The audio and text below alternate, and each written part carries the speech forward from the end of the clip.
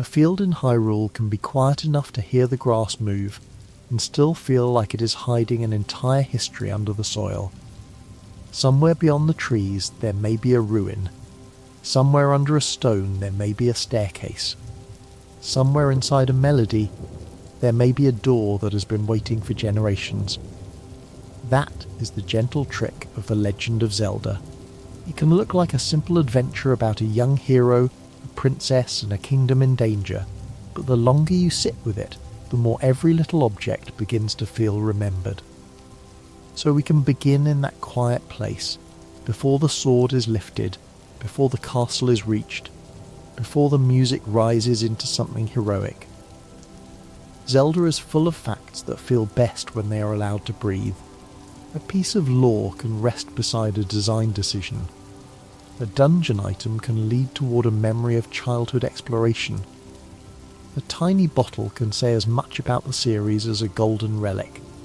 The facts do not have to arrive in a straight line. Hyrule has never really worked that way. It prefers paths, caves, shortcuts, lost woods, hidden rooms and doors that open only when the right song is played. The official myth of Zelda begins with 3 goddesses. Din creates the land, Nayru creates order, Furore creates life. It is a simple creation story, but it gives the whole series a soft triangular shape before anyone ever holds a sword. Power, wisdom and courage are not random virtues placed on a golden symbol. They are the 3 forces the world is made from, and every later conflict seems to happen because those forces keep drifting out of balance. The Triforce is made of 3 golden triangles, and the official lore says it can grant a wish to someone who holds the proper balance of power, wisdom and courage. If that balance is missing, the relic can split apart and choose separate bearers. That one idea explains so much of the series without needing a long speech. Hyrule is always asking what happens when strength, knowledge and bravery stop living in the same heart. Ganondorf is tied to power, Zelda to wisdom, and Link to courage. The pattern is familiar, but it stays interesting because each new era bends it. Sometimes Ganondorf is a desert king. Sometimes he is a demon. Sometimes Ganon is closer to a beast than a man. Zelda may be a princess, a scholar, a pirate, a spirit companion, a hidden Sheikah figure, or finally the central hero of her own main adventure. Link may be a child, a sailor, a ranch hand, a knight, a castaway, a sleeper, or a wanderer waking with no memory. The triangle stays, the lives around it change. The name Zelda came from Zelda Fitzgerald, the writer and public figure married to F. Scott Fitzgerald. Shigeru Miyamoto has said he liked the sound of the name, and that small choice gave the whole series its title. It is strange when you think about it. The person most often controlled across the series is Link, but the legend belongs to Zelda. The title itself quietly insists that wisdom, memory, bloodline, and the princess's place in history matter as much as the sword. Link's name carries its own little design myth. Early ideas connected him with the idea of linking things together, eras, worlds, people, and maybe even the person holding the controller to the world on screen. Even when later games moved away from some of those early science fiction ideas, the name still worked. Link is the bridge between child and adult, between land and sea, between sky and surface, between light and twilight, between a ruined kingdom and the chance that it might stand again. Miyamoto's childhood memories helped shape the feeling of Zelda. He has described exploring fields, woods, lakes and caves near Kyoto, finding places without a map, and feeling the surprise of discovering something hidden. That feeling is still inside the series. A cracked wall asks to be bombed. A waterfall asks to be crossed. A suspicious tree asks to be burned. A lonely stone asks to be lifted. The world seems to whisper that ordinary places may have secret interiors. The first Legend of Zelda arrived in Japan in 1986 on the Famicom Disk System, and later came to the NES in cartridge form. Its structure was bold because it trusted wandering. Super Mario moved forward in clean stages, but Zelda opened a world and let confusion become part of discovery. It did not explain everything. It placed a small hero in a dangerous land and allowed the question to hang there: where should courage go first? That opening cave became one of the most famous moments in games. An old man offers Link a sword with the line, "It's dangerous to go alone." The sentence is simple, but it changes the tone of the whole journey. Link is alone, and yet not completely.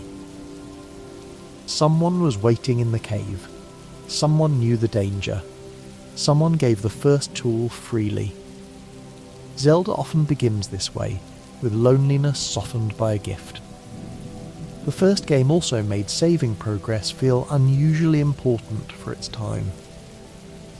On the Famicom Disk System, the disk format allowed saving, and the NES cartridge version used battery-backed memory. That mattered because Zelda was not built for one quick sitting. It was a world to return to. Dungeons could be left and re-entered. Secrets could be remembered. A map could slowly form in the mind over several evenings. The original adventure hides a second quest, and it can even be reached by naming the save file Zelda.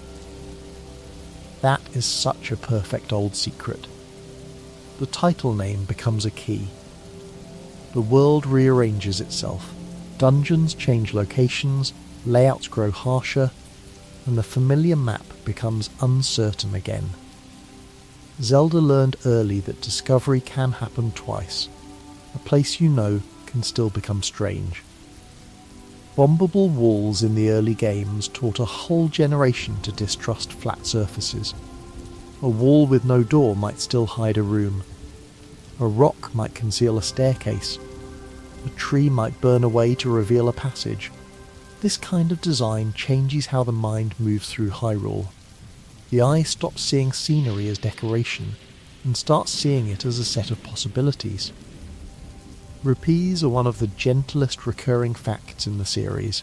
They are gems, money, reward, joke, and tiny sound effect all at once. Cutting grass for rupees is almost absurd when spoken plainly, but in Zelda it feels natural. The world pays attention to small actions. Grass rustles, pots break, chests open, enemies fall, and bright little gems appear as if Hyrule itself uses colour as currency. Hearts are just as important. Zelda could have used a normal health number, but it chose heart containers and heart pieces.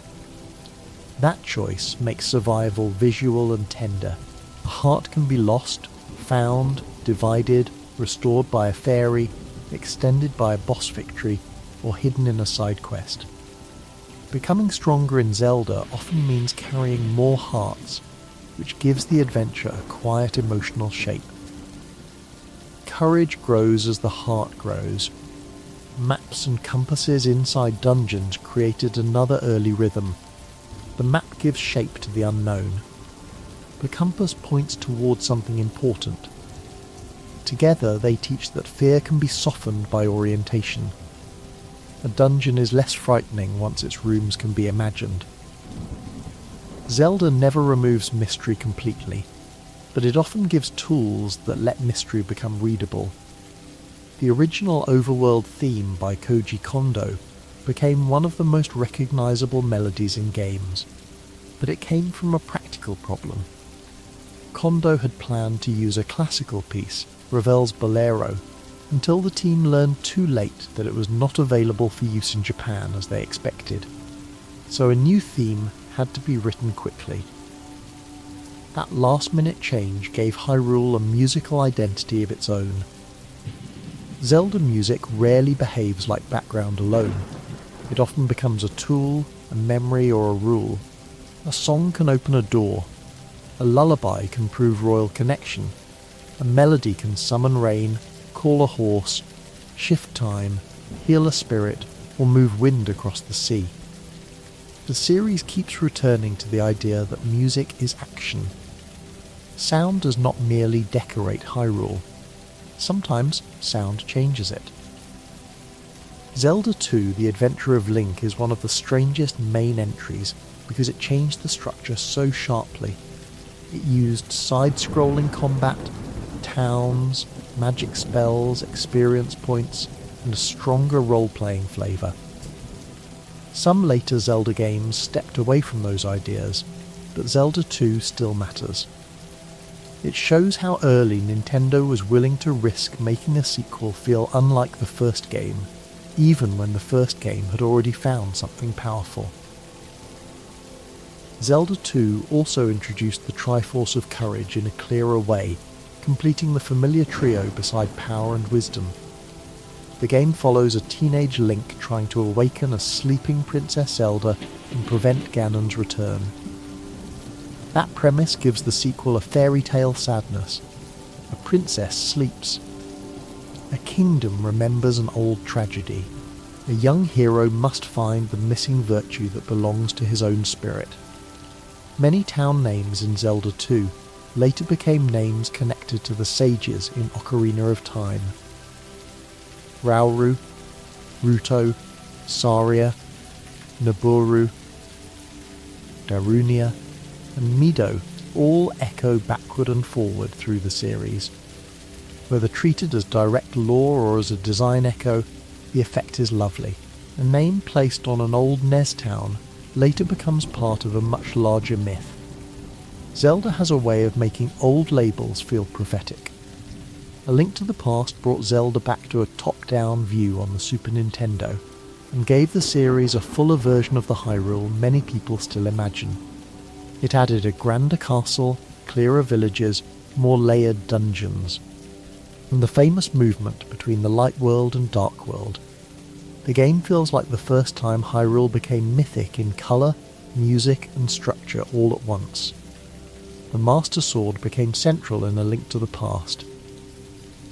It waits in a forest, placed in a pedestal, surrounded by quiet. That matters, because the sword is not simply loot at the end of a dungeon. It is an object with a place, a mood, and a sense of worthiness. Drawing it feels ceremonial. Zelda understands that a weapon can feel peaceful before it becomes heroic. The Dark World in A Link to the Past is one of the series' strongest facts because it turns the same geography into a second emotional state. A place can be familiar and wrong at the same time.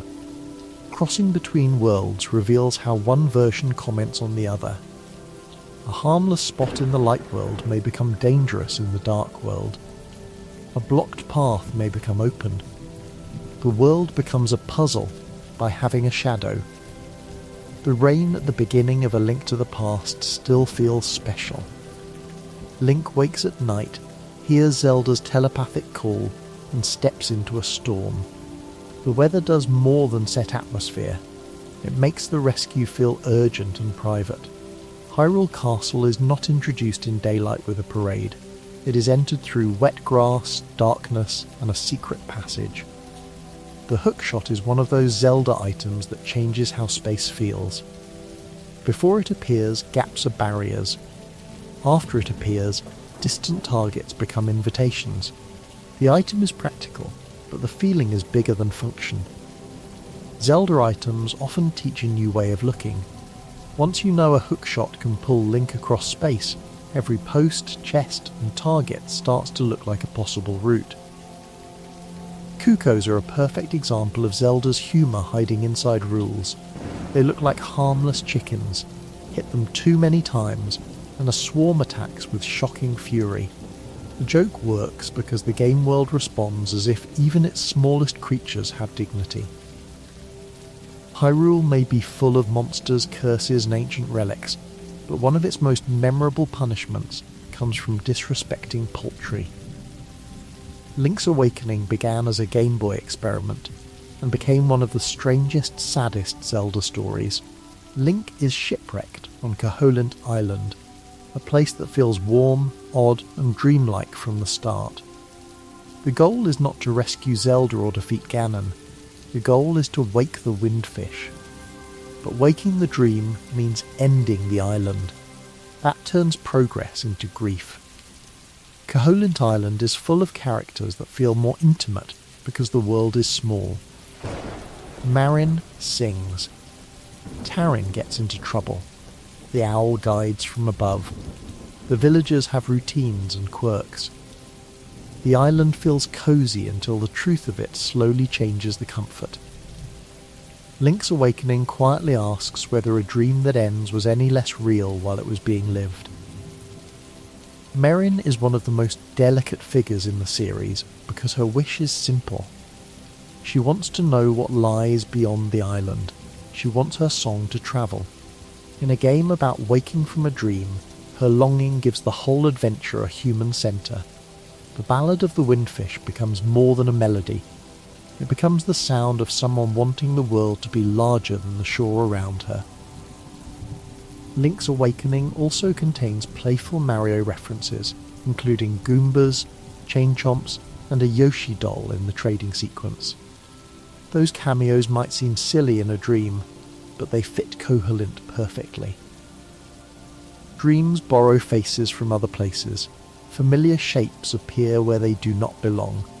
The island feels stranger because it can casually hold pieces of another Nintendo world. The trading sequence in Link's Awakening is one of the series' best examples of gentle chain design. A Yoshi doll leads to a ribbon leads to dog food leads to bananas. One small exchange opens the next. It feels almost like gossip, becoming progress. Zelda often understands that adventure can be built from errands when the errands reveal character. Ocarina of Time changed Zelda by moving it fully into 3D, but its quietest achievement may be how it taught the body to understand space. Lock-on targeting made sword combat readable. Context-sensitive buttons made actions feel natural. The camera, movement and music all worked together so that a fantasy world could be navigated without losing the old sense of secrets. The story of Ocarina of Time turns childhood into a place that can be lost. Young Link leaves Kokiri Forest, gathers spiritual stones, opens the door of time, and wakes 7 years later in a changed Hyrule. That jump is still haunting. The world is not destroyed in an instant on screen. It is discovered after absence. The market that once felt lively becomes ruined. Time itself becomes the dungeon.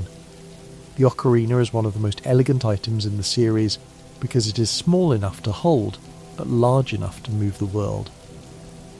Zelda's lullaby proves royal connection. Saria's song keeps friendship alive across distance. Epona's song calls a horse.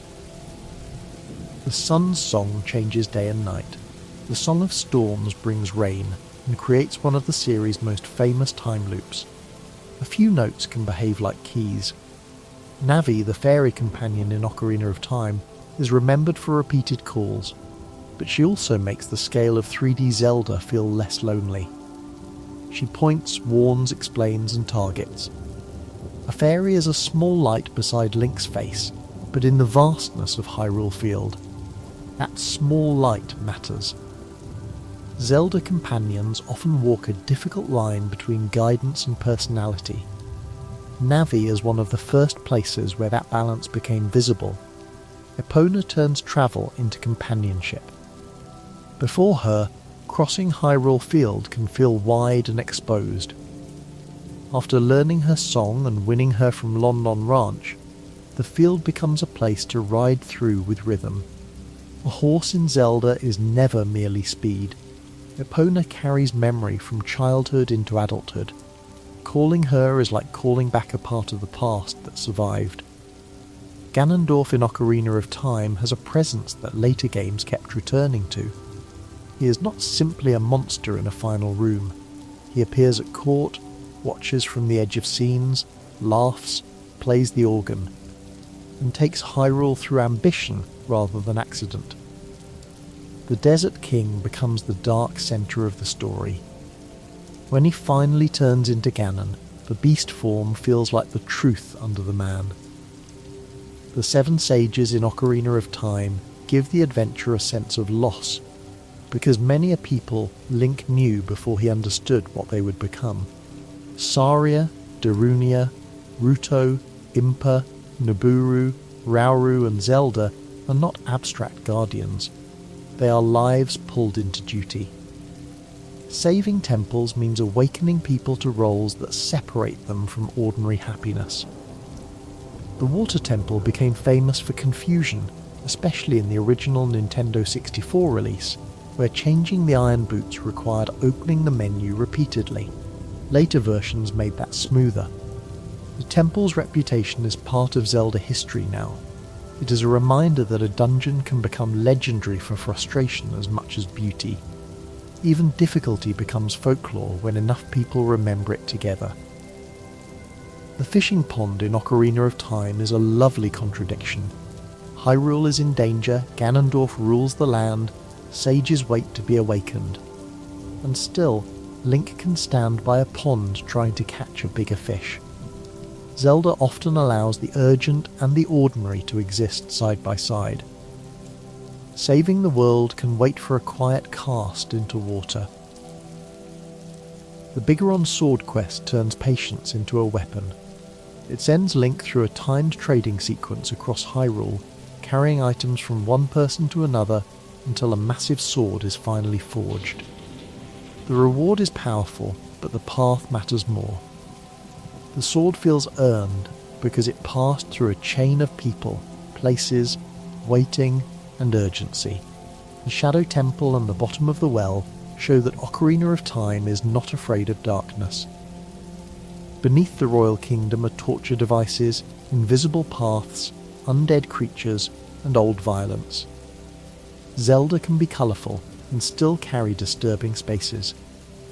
That contrast is one reason the series holds up. Hyrule is beautiful because it is not innocent. The official timeline splits around Ocarina of Time. One path follows the hero's defeat, 2 others follow his victory, dividing into child and adult eras. That branching structure gives Zelda an unusual kind of myth. The same battle can lead to several histories. The story is less like a single road and more like a tree struck by time, growing in different directions from one wound. Majora's Mask takes the engine of Ocarina of Time and turns it inward. Instead of a kingdom spread across years, it gives Termina 3 repeating days before the moon falls. The time loop creates a strange intimacy. Everyone is doomed, but everyone also has a schedule. The world can be learned by watching how people spend their last hours. Masks in Majora's Mask are more than disguises. They can hold grief, memory, and transformation. The Deku Mask, Goron Mask, and Zora Mask carry the spirits of lives that ended before Link arrived. Wearing them gives new abilities, but it also turns Link into a vessel for unfinished stories. Power in this game often comes from mourning. The moon in Majora's Mask is unforgettable because it is both object and expression. It hangs over every errand, festival, dungeon and conversation with a face that grows closer each day. There is no need for constant warning. The sky is the warning. The quiet dread comes from looking up and seeing time with eyes. Anju and Kafei's side quest is one of the most human stories in the series. It follows lost love, a curse, a missing wedding mask, and a meeting in the final hours before disaster. The reward is emotional rather than simply useful. In a world about to end, 2 people choose to wait together. That kind of small commitment makes Termina feel painfully alive. The Song of Healing in Majora's Mask is one of Zelda's most beautiful ideas. It does not erase death. It gives pain a shape that can be carried. Spirits become masks, memory becomes melody. The song suggests that healing is not the same as forgetting. Sometimes healing is the act of letting sorrow become something that helps the living move. The Elegy of Emptiness creates statues of Link's forms, and the result is quietly eerie. The statues are useful for puzzles, but they look like abandoned versions of the self. Majora's Mask is filled with that kind of unease. The mechanic can be practical and uncomfortable at the same time. It solves the room while making the room feel lonelier. Oracle of Ages and Oracle of Seasons arrived as paired Game Boy Color adventures. They could be played separately, but passwords allowed the two stories to connect. That made the pair feel like a secret conversation between cartridges. One game leaned more toward puzzles and time. The other leaned more toward action and seasons. Together they turned Zelda into a matched set of changing worlds. Oracle of Seasons uses the Rod of Seasons to change the environment. Winter freezes water, spring opens flowers, summer dries paths, autumn covers holes with leaves. The item is magical, but its logic is earthy. Instead of changing time by years, it changes the mood of a place through weather, colour and growth. A path exists because the season is right. Oracle of Ages uses the Harp of Ages to move through time, shifting between past and present. The difference from Ocarina of Time is gentle but important. Ocarina often treats time as destiny. Oracle of Ages treats it like a puzzle box. A choice in one era changes what can be reached in another, and the land itself becomes a memory with hinges. The Minish Cap makes smallness feel grand. Link shrinks to the size of the tiny Picori, also called the Minish, and ordinary spaces become huge. A garden turns into a wilderness. A raindrop feels heavy. A house becomes a landscape of furniture. Zelda usually makes the world large by expanding the map. The Minish Cap makes it large by changing scale. The Minish is said to leave gifts for humans, which gives the world a charming explanation for little blessings.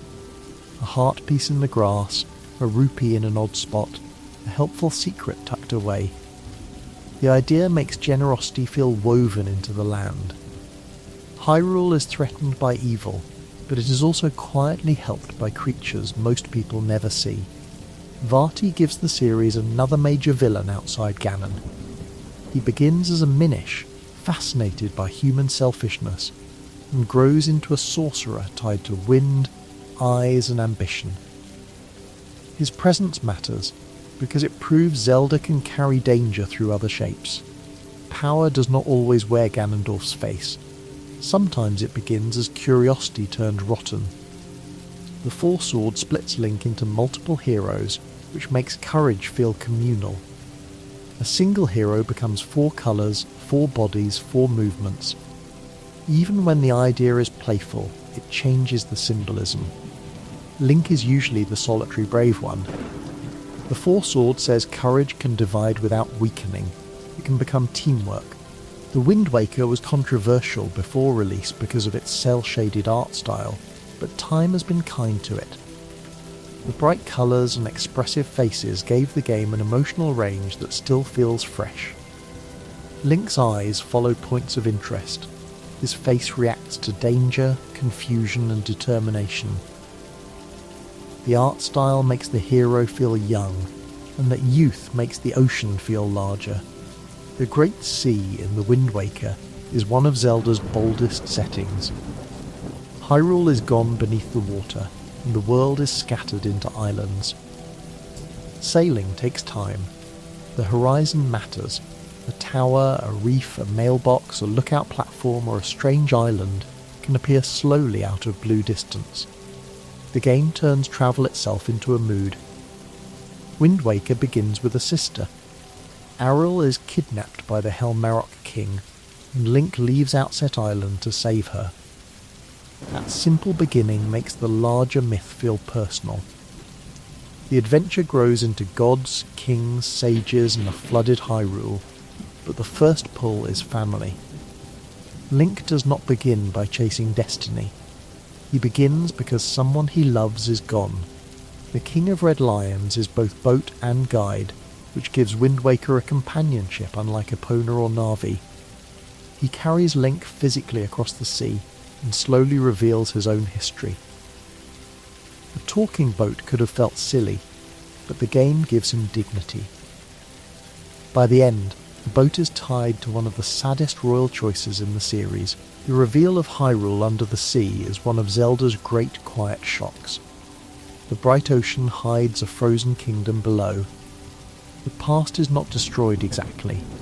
It is sealed, still, waiting under blue water. Wind Waker understands that ruins can be hidden by beauty. The sea is open and sunny, but beneath it lies an old grief. The Wind Waker baton turns conducting into command. Link does not play an instrument like an ocarina. He directs rhythm, time signature, and wind. That changes the feeling of musical magic. The music is less like a private song and more like guiding a force larger than the self. The wind listens because Link learns how to ask.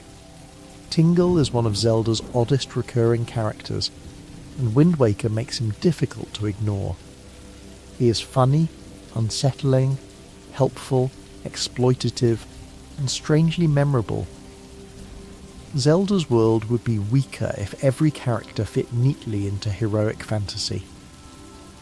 Tingle feels like a reminder that Hyrule and its neighbouring worlds have weird people too. People who cannot be reduced to quest function. Phantom Hourglass continues the Wind Waker style and uses the Nintendo D's touchscreen heavily, drawing paths for the boomerang, tapping movement, and making notes on the map turn the hardware itself into part of the adventure. The central temple of the Ocean King can be divisive, but it creates a repeated descent, a place returned to with new knowledge each time. Linebeck in Phantom Hourglass is not the usual noble companion. He is vain, cowardly, selfish, funny, and slowly more decent than he first appears. That makes him valuable. Zelda companions are often magical, royal, or wise.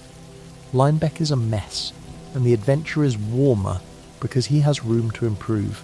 Spirit Tracks places its world on rails, which sounds restrictive until the tone settles in. The train creates rhythm. Routes, stations, cargo, passengers, and Spirit Tracks make travel feel scheduled and musical. Zelda is usually about wandering through open fields, but Spirit Tracks finds charm in following lines across a new Hyrule.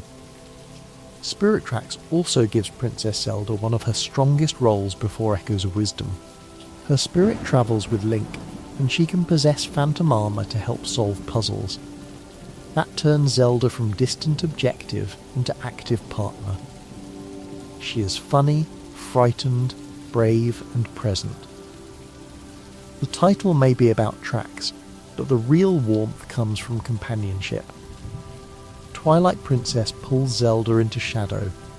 Link begins as a ranch hand in Auden Village, a practical young man surrounded by goats, children, chores, and forest paths. Then twilight spreads across Hyrule, and he becomes a wolf. The transformation makes the familiar hero animal silent in a different way, guided by scent, instinct, and a strange imp riding on his back. Midna is one of the most beloved companions because she begins sharp and selfish. She teases Link, uses him, hides information, and slowly becomes emotionally central. Her arc gives Twilight Princess much of its heart. By the time her true form and full sorrow are revealed, the partnership has become far deeper than the early sarcasm suggested. The Twilight Realm has a lonely beauty. Its people are not simply evil, they are changed by exile, history, and resentment. Xant's invasion of Hyrule is frightening, but the realm behind him is tragic.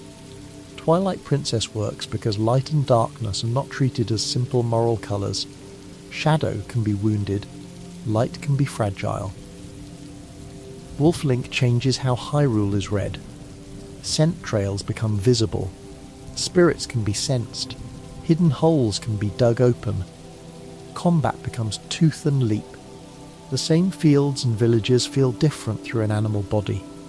Zelda often gives new items to change perspective, but Twilight Princess changes the body itself. Skyward Sword sits early in the official timeline, before the Hyrule of most later stories has fully formed. Link lives on Skyloft, a floating island above the clouds, and travels to the surface below. That vertical structure gives the origin story a strong image: civilization in the sky, danger and destiny waiting beneath. The goddess sword in Skyward Sword eventually becomes the Master Sword, giving the famous blade a birth story. That is a major fact, because earlier games treated the Master Sword as ancient and already sacred. Skyward Sword asks what it meant before it became legend. A relic is not born old. It has to be forged into memory. Fi is the spirit of the sword, precise, analytical, and often emotionless in speech. Yet her farewell is deeply moving, because the journey gives feeling to something that claimed to be calculation. Zelda often finds emotion in objects. A sword can have a voice. A tool can have a memory. A companion can sleep inside metal for ages. Demise introduces the curse-like cycle behind the recurring conflict. His hatred reaches beyond one lifetime, attaching itself to the blood of the goddess and the spirit of the hero. That idea turns Zelda's repetition into lore. The series is full of new Links and new Zeldas because the conflict itself keeps finding new bodies. Skyward Sword's motion controls made the sword arm feel more direct. Strikes could be vertical, horizontal, diagonal, thrusting, or carefully angled around enemy defences. Some found that demanding. Others loved the physicality. Either way, it made combat feel like reading an opponent's guard, rather than pressing the same attack into every problem. The stamina wheel in Skyward Sword later feels like a quiet ancestor of Breath of the Wild's climbing and running. It limited sprinting, climbing, spinning, and certain actions. Zelda had long been about item gates, but stamina made the body itself into a resource. The question became what tool Link had, and how much effort he could spend. The Silent Realms in Skyward Sword are tense without ordinary combat. Link enters spiritual trials, loses weapons, and gathers tears while guardians sleep until awakened. The fear comes from vulnerability. A hero known for sword and shield must move carefully, almost softly. The trial teaches courage by removing force. Link Between Worlds returned to the world of A Link to the Past, but added one brilliant twist. Link can merge into walls as a flat painting. That power makes architecture behave differently. Cracks become paths, corners become bridges, a wall stops being a barrier and becomes a road turned sideways. It is one of the cleanest new ideas in a series built on old spaces. Laurel in A Link Between Worlds is more than an opposite Hyrule. It is a kingdom suffering from the loss of its own Triforce. That premise gives the story a sad mirror. Hyrule's sacred relic is dangerous when misused, but Laurel shows the cost of destroying such a force completely. Balance can be hard to live with, but absence can be worse. A Link Between Worlds also lets key dungeon items be rented or bought earlier than usual, which changes the order of progress. Dungeons can be approached more freely because the item structure is no longer locked inside each dungeon. It is a clever compromise between classic Zelda and open choice. The old shape remains, but the doors loosen. Triforce Heroes is smaller and stranger, focused on fashion, 3 heroes, and the cursed kingdom of Hytopia. Its tone is silly, but that silliness belongs in the series more than it may seem. Zelda has always had room for masks, talking boats, mailmen, dancing scarecrows, stylish thieves, and treasure-obsessed oddballs. Hyrule survives because it is allowed to be weird. Breath of the Wild begins with Link waking in the Shrine of Resurrection after 100 years. That opening is powerful because it removes almost everything. No castle introduction, no village childhood, no companion talking at his side for long stretches, just a voice, a chamber, a ruined world, and the slow realization that Hyrule has already lost once. Nintendo described Breath of the Wild with the idea of open-air adventure, and the phrase fits. The game gives Hyrule back to the horizon. Mountains can be climbed, fields can be crossed, shrines can be found in many orders. The Great Plateau quietly teaches cold, heat, cooking, climbing, towers, physics and courage before the wider kingdom opens. The Great Plateau is a tutorial disguised as a small kingdom. It has ruins, forests, snow, shrines, old technology, a mysterious old man, and a view of Hyrule Castle covered in calamity. It teaches by letting mistakes happen. Fall too far, get cold, burn a branch, cook something strange, roll a rock, find a shrine. Learning feels like wandering. Climbing almost any surface changed the meaning of Zelda geography. In many older games, a cliff is a wall unless the right path or item appears. In Breath of the Wild, a cliff becomes a question of stamina, weather, and patience. The world opens upward. The eye stops looking only for doors and starts looking for handholds. Rain in Breath of the Wild is both beautiful and inconvenient. It makes surfaces slippery, changes the sound of the world, affects fire, and can make climbing frustrating. That frustration is part of the fact. Weather is not purely cosmetic. Hyrule has moods that interfere. The world feels alive because it does not always cooperate. Weapon durability in Breath of the Wild was controversial, but it creates a certain rhythm. Weapons are found, used, broken, replaced, thrown, stolen, and improvised. A tree branch can matter early. A royal sword can be temporary. The system asks for adaptation instead of hoarding. Nothing held in the hand is completely permanent, except the story being made by using it. Cooking turns ingredients into small experiments. Apples, mushrooms, meat, herbs, monster parts, fish, peppers, frogs and flowers all become part of survival. A meal can heal, warm, cool, strengthen quiet footsteps, or restore stamina. Zelda had bottles and potions before, but Breath of the Wild made food feel like a language of the land. The Sheikah Slate abilities replaced the old dungeon item structure with tools gained early. Remote bombs, magnesis, stasis and cryonis allow the world to be touched in different ways from the start. Metal can move, time can pause, ice can rise from water, explosions can be summoned without counting bombs in a bag. The puzzle box becomes the whole map. Shrines in Breath of the Wild are small, self-contained tests scattered across Hyrule. There are 120 in the base game, and each one gives a spirit orb. They break the old dungeon rhythm into many quiet rooms. Some are puzzles, some are combat trials, some are blessings after a difficult journey. The reward is not merely inside the shrine.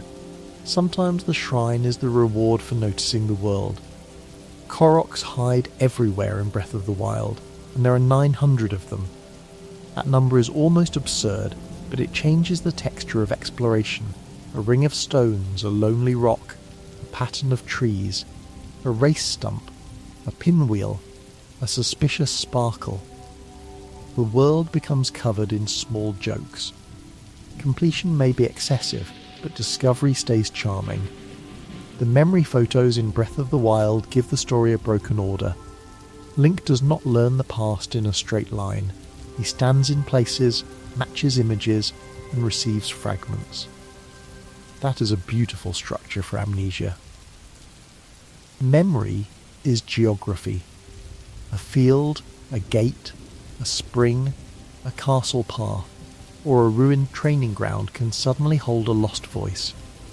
The champions are remembered through absence before they are known through personality. Mipha, Daruk, Revali and Urbosa are dead when Link wakes, and their divine beasts are trapped by corruption. Their stories arrive as memories, powers and regrets. Each champion leaves something useful behind, but also something unfinished. The divine beasts are dungeons, machines, animals, weapons and tombs at the same time. Varuta, Varudania, Varmedo and Varnaboris move through the world as giant presences before Link enters them. They are not hidden temples waiting underground, they are visible problems, walking or flying reminders that ancient technology can be sacred and dangerous. Breath of the Wild was the first main Zelda adventure with extensive voice acting for major story scenes. That changed the texture of Zelda, especially for the princess herself. Zelda's frustration, exhaustion, scholarship, fear and final resolve come through in a different way when heard aloud. The silent hero remains, but the people around him sound more fragile. Hyrule Compendium entries turn creatures, weapons, materials and monsters into a kind of field journal. Taking pictures of mushrooms, lizards, swords, Lynels, fish, herbs and birds makes the world feel studied.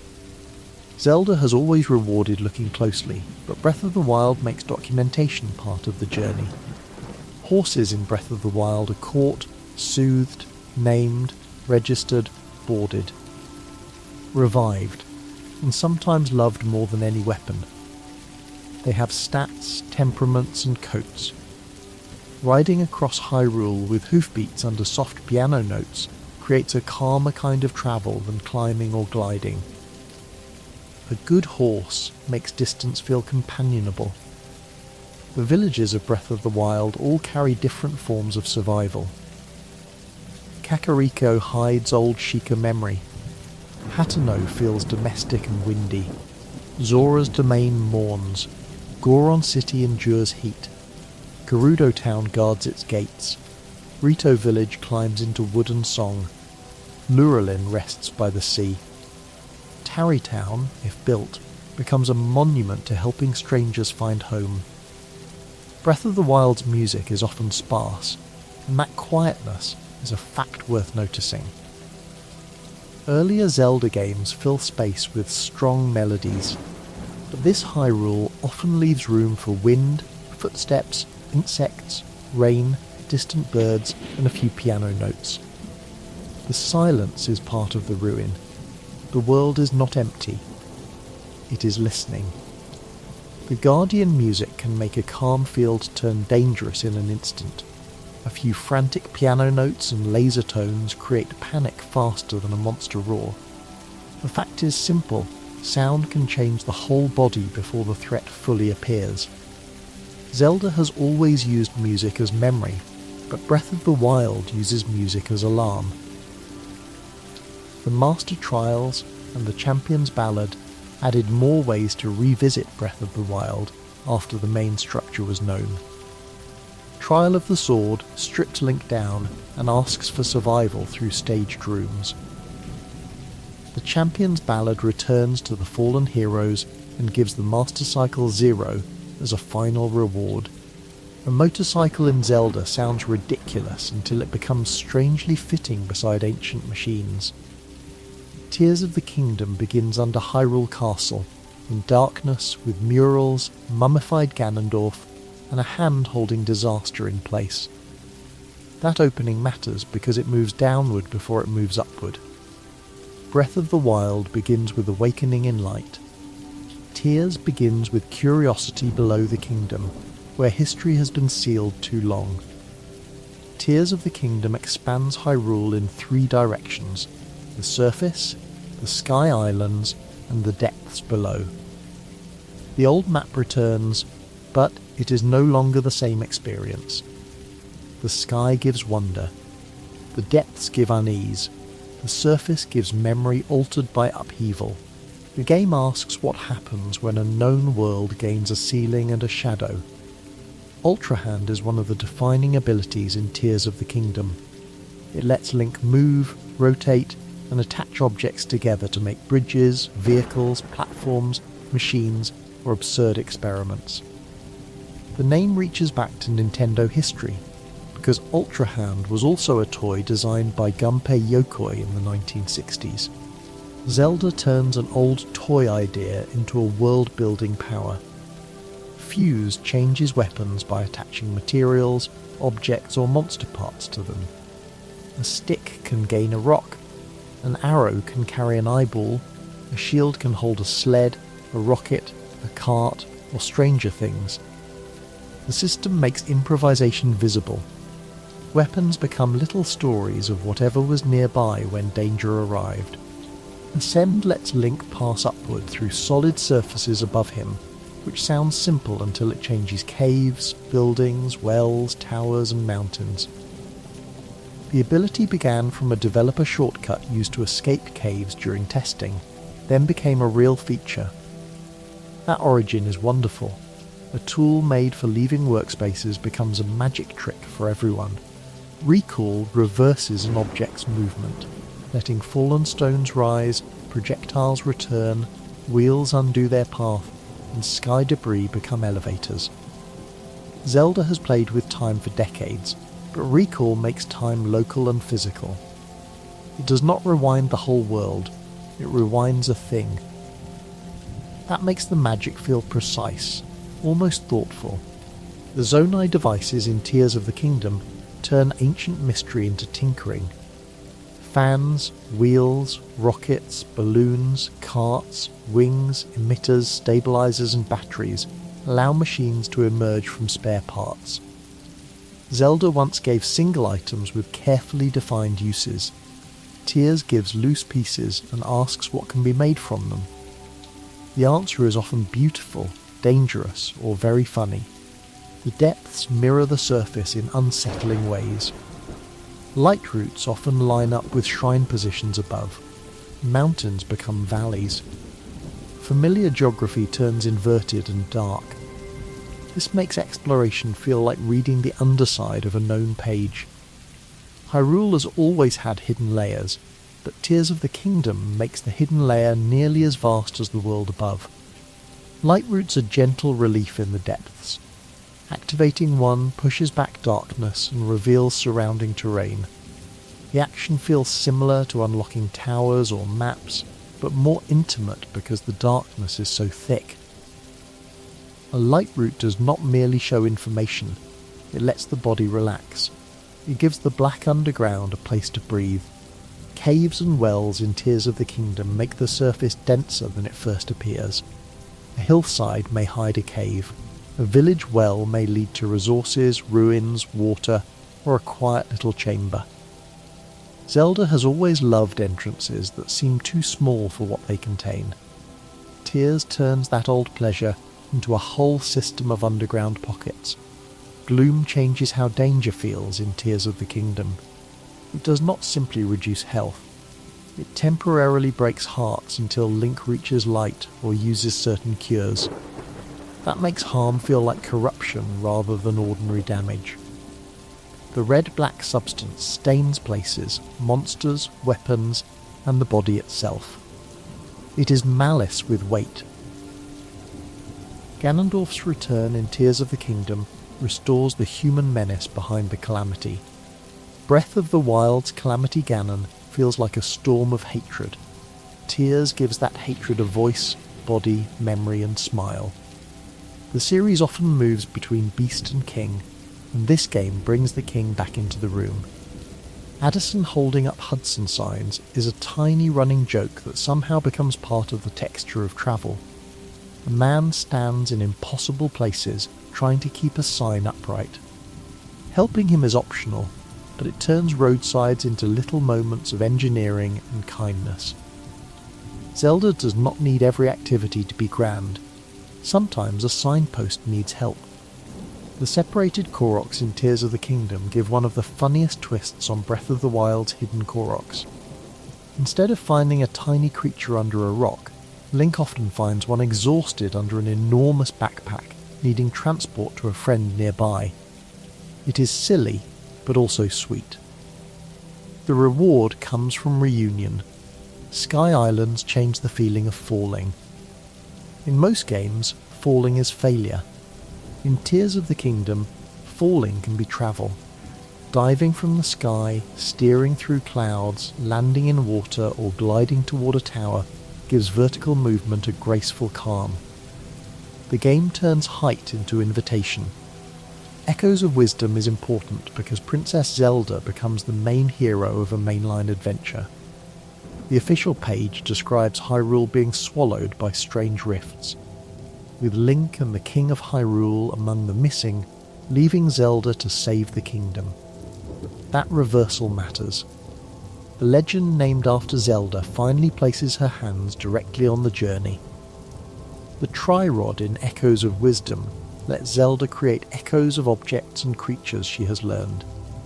Beds, tables, monsters, blocks, water items, and many other things can become solutions. The power feels right for Zelda because it is about memory, wisdom, and creative use rather than brute force. She studies the world, then calls parts of it back. Bind and reverse bond in Echoes of Wisdom add another layer to the puzzle language.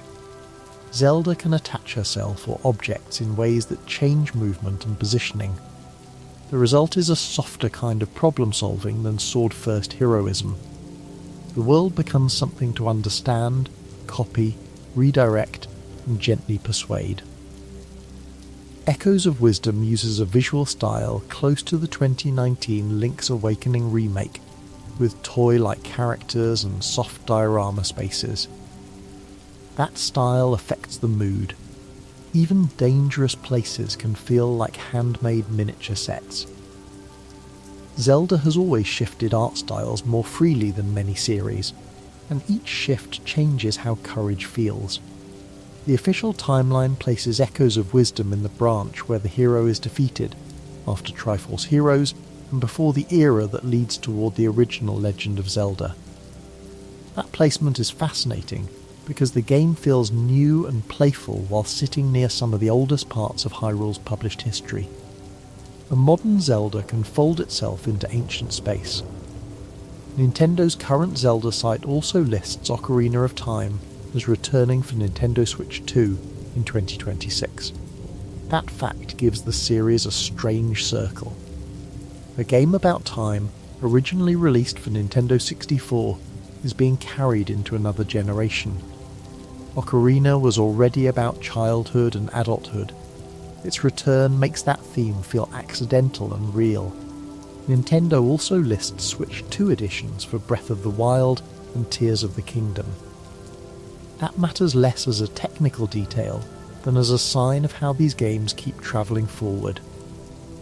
Hyrule is often remade, remastered, reinterpreted, and carried from one device to another, almost like a legend retold beside a different fire.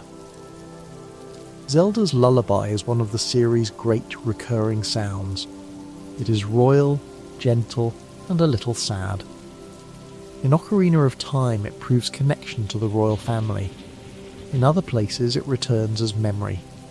A lullaby is meant to put someone to rest, which makes it a beautiful fit for a series where princesses sleep, kingdoms wait, and heroes wake. The Lost Woods theme, often connected with Saria's song in Ocarina of Time, captures a different kind of comfort. It is playful, looping, and slightly mischievous. The Lost Woods are dangerous because direction fails there, but the music makes being lost feel oddly inviting. Zelda can make confusion sound like a dance. The Song of Storms is one of Zelda's most amusing time loops. In Ocarina of Time, the Windmill Man teaches adult Link a song because a young boy once played it and ruined his windmill. Link then goes back in time and becomes that boy. The cause and effect chase each other in a circle. The tune is catchy because the paradox is catchy. Great fairy fountains are another recurring piece of Zelda mood. The music is soft, sparkling, and instantly recognisable, while the fairies themselves can be graceful, startling, funny, or overwhelming depending on the game. A great fairy is usually a place of healing and upgrade, but the presentation often walks the line between comfort and theatrical shock. Bottles are some of the most valuable humble items in Zelda. A bottle can hold a fairy, milk, bugs, fish, potions, soup, ghosts, letters, or strange liquids depending on the game. The object is ordinary, but its usefulness is huge. Zelda loves containers. A bottle is a small promise that something fragile can be carried. Fairies in bottles are gentle because they turn preparation into mercy. If Link falls, a fairy can revive him. That means a little glowing creature caught earlier can save the adventure later. The mechanic is practical, but it also gives kindness a delayed effect. Something spared and carried becomes help at the edge of failure. The boomerang is one of Zelda's classic tools because it always comes back. It can stun enemies, grab items, hit switches, cut distant objects, and make a room feel reachable before Link has crossed it. Its movement is satisfying because it draws a small journey in the air. Throw, arc, return, a tiny adventure inside a larger one. Bombs are noisy, but they often reveal quiet spaces. A crack in a wall, a suspicious rock, a blocked cave, or a hidden passage can become open through one blast. Bombs are destructive tools used for discovery. That contradiction is very Zelda. Sometimes the way forward requires breaking just enough of the world to see what it was hiding. The bow gives distance a different kind of precision. Arrows can hit eyes, switches, enemies, torches, ropes, and targets across gaps. Fire, ice, light, bomb, and ancient arrows all change the meaning of the shot in different games. A sword asks Link to come close. A bow lets courage hold steady from far away. The Hylian shield is one of the series' most recognisable objects, especially with its blue surface, red crest, and Triforce mark. Shields in Zelda often protect more than health. They carry identity. A hero seen from behind, sword on back and shield raised, can be recognised before his face is visible. The Master Sword is often called the Blade of Evil's Bane, but what makes it powerful is the weighting around it. It rests in forests, temples, pedestals, sacred spaces, or tests of worth. It can sleep, it can weaken, it can be restored, it can speak through Fi's distant presence. The sword is famous because it feels older than the hand that lifts it. Trading sequences are a quiet Zelda specialty. They turn the world into a chain of needs. Someone wants a chicken, someone needs medicine, someone lost an item, someone loves a strange object. One gift leads to another until a reward appears far from the first step. These quests make Hyrule feel social. Progress comes from remembering who needed what. Beedle is one of the most persistent merchants in the series. He appears with shops, boats, beetle-shaped gear, or a travelling pack depending on the era. He is cheerful, practical, and sometimes oddly intense about beetles or business. A recurring shopkeeper gives the world continuity without needing royal blood or sacred relics. Commerce survives the apocalypse too. The mailman in several Zelda games turns delivery into comedy. He runs with extreme seriousness, whether through Termina, Hyrule, or stranger routes. Zelda often gives tiny professions heroic intensity. A mailman can be as memorable as a knight because the world treats his routine with absurd dignity. Fishing appears across the series as a pause from destiny. The fishing pond in Ocarina of Time, the lure fishing in Twilight Princess, and other fishing moments slow the adventure into water, patience, and small rewards. Zelda knows that a world feels larger when it contains activities that do not directly save it. Minigames in Zelda can be archery contests, treasure chest games, horseback challenges, bombchu bowling, target shooting, digging, racing, or strange little side attractions. They give the impression that Hyrule has leisure even when danger is near. A kingdom with games feels lived in. People are not waiting around solely to explain prophecy. Gorons are among the most comforting recurring peoples in Zelda. They live near mountains, eat rocks, roll their bodies, speak warmly, and often treat strength with friendliness rather than cruelty. Death Mountain sounds frightening, but a Goron community can make it feel like home carved from heat and stone. Zora have changed dramatically across the series. In some early games, Zora are river enemies that spit fireballs. Later they become an elegant aquatic people with royal families, music, architecture and grief. That evolution is a lovely example of Zelda reimagining its own pieces. A monster name can become a culture. The Gerudo are tied to desert, strength, lore, isolation and complicated history with Ganondorf. Different games handle them differently, but their presence adds a needed political and cultural texture to Hyrule. They are not simply desert scenery. They are a people with gates, customs, leaders, warriors, merchants and memories of how power can wound a name. Rito appear differently across eras too. In Wind Waker, they are connected to mail delivery, Dragon Roost Island, and the spirit of the Zora in a flooded world. In Breath of the Wild, they live in a high wooden village shaped around wind and song. Zelda lets bird-like people carry both practical travel and musical grace. Kokiri and Koroks show another kind of transformation. Kokiri are forest children watched over by the great Deku Tree. Koroks are tiny leaf-faced spirits hiding across the world or sailing with the forest's future in Wind Waker. They make forests feel inhabited by shy magic. Even when unseen, the woods are not empty. The Sheikah are one of the most flexible groups in Zelda lore. They can be guardians of the royal family, shadowy servants, ancient monks, technology builders, village elders, or scattered survivors. Their eye symbol appears across many eras. It feels like Hyrule has a memory that keeps watching, even when the kingdom itself forgets. The Yiga clan in the modern open-air Hyrule games twists Sheikah imagery into obsession with Ganon. They are dangerous, but also ridiculous in their love of bananas and dramatic disguises. That mix works because Zelda often lets enemies be funny without making them harmless.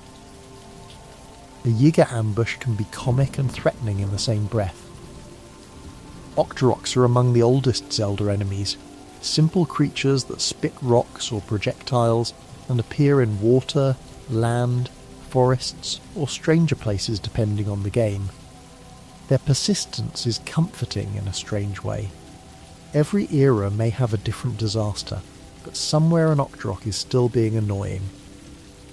Moblins give the series its classic foot soldier shape. Sometimes they patrol forests, sometimes they camp in ruins, sometimes they appear as pig-like brutes or more upright warriors. They make evil feel organised at ground level. Ganon may be the grand threat, but a Moblin is the danger standing on the path. Likes are frightening because they attack possessions. A monster that eats a shield or tunic feels personal. It does not merely hurt Link, it takes something trusted. Zelda's bestiary understands that fear can come from inconvenience, loss and disgust as much as from raw damage. Redeads are some of the most unnerving enemies in Zelda because they slow the moment down. Their scream freezes Link, and their bodies move with terrible heaviness. They are not fast, and that is why they work. A Redead makes the room feel cursed before it reaches anyone. Linnels are old enemies, but the two newest large high-roll adventures made them terrifying in a new way. They patrol open spaces with intelligence, speed, bows, charges, and brutal weapon strikes. They feel less like ordinary monsters and more like duelists. Seeing one in the distance can turn a peaceful field into a decision. Stalfos carry the classic fantasy of skeleton warriors, but Zelda often gives them rhythm. They jump, block, collapse, reassemble, or fight with knightly persistence. A skeleton in Zelda is a sign of death, and also a test of timing, patience, and reading movement. Darknuts and Iron Knuckles are memorable because they make armour feel heavy. Fighting them often means stripping away defence piece by piece, or finding careful openings. They slow combat into respect. A room with one armoured foe can feel more serious than a room full of weaker monsters. Boss keys used to create a wonderful kind of anticipation. A big key did not end the dungeon, but it changed the mood of every remaining room. Somewhere, a boss door waited. The item in the inventory carried the weight of a future encounter. Zelda is good at making a small icon feel like a drum beat. Heart pieces reward curiosity more softly than full containers. A heart piece may be hidden behind a minigame, side quest, bombable wall, high ledge, underwater secret, or trading chain. 4 pieces become one full heart in many games. That makes growth feel assembled from little acts of attention. Dungeon items teach before they test. A room gives the bow, hookshot, hammer, mirror shield, spinner, beetle, gust jar, or other tool, and then nearby puzzles quietly explain its grammar. By the time the boss arrives, the item has become a language. Zelda rarely gives a tool and leaves it alone. It asks the dungeon to speak through it. Mini-bosses often act like exams before the final exam. They may guard the dungeon item or demand mastery of a pattern. They break the pace without ending the dungeon. A good mini-boss feels like a room suddenly becoming awake, as if the dungeon itself sent a creature to ask whether Link has been learning. Maps, compasses, keys, boss keys, locks and doors created the old Zelda dungeon heartbeat. Explore, find key, unlock door, gain item, change perspective, reach boss, claim heart, return to the world stronger. Later games changed that rhythm, but the old beat remains one of the clearest forms of adventure design ever made. Secret sounds are part of Zelda memory. The short chime after solving a puzzle, the chest opening rise, the item fanfare, the rupee sound, the low health beep, the fairy fountain, the discovery tone. These sounds are facts too, because they train emotion. A few notes can make the hand feel rewarded before the mind names why. Cracked walls teach visual suspicion. Torches teach pattern recognition. Eye switches teach aim. Coloured blocks teach world states. Zelda's best puzzles often begin before the puzzle room, because they teach a language and then trust that the language will be remembered later. Cutting grass is one of the most ordinary pleasures in the series. It can reveal hearts, rupees, magic jars, arrows, bugs, or nothing at all. The action is small, but it makes the environment responsive. A field is not a painting. It can be touched, trimmed, and searched. Pots may be the most breakable icons in Zelda. They sit in houses, shops, dungeons, temples, castles, and caves, quietly waiting to be smashed. The joke is that Link can be a saviour of kingdoms and still behave like a menace to pottery. The deeper charm is that even containers matter. Anything might hold a heart. The Great Deku Tree gives forests a guardian with a voice. In Ocarina of Time, he is both father figure and dungeon entrance, both dying elder and living place. Entering a tree as a first dungeon is a perfect Zelda idea. Nature is not outside the adventure. Nature contains rooms, monsters, memory and prophecy. Death Mountain appears again and again because Zelda loves turning geography into myth.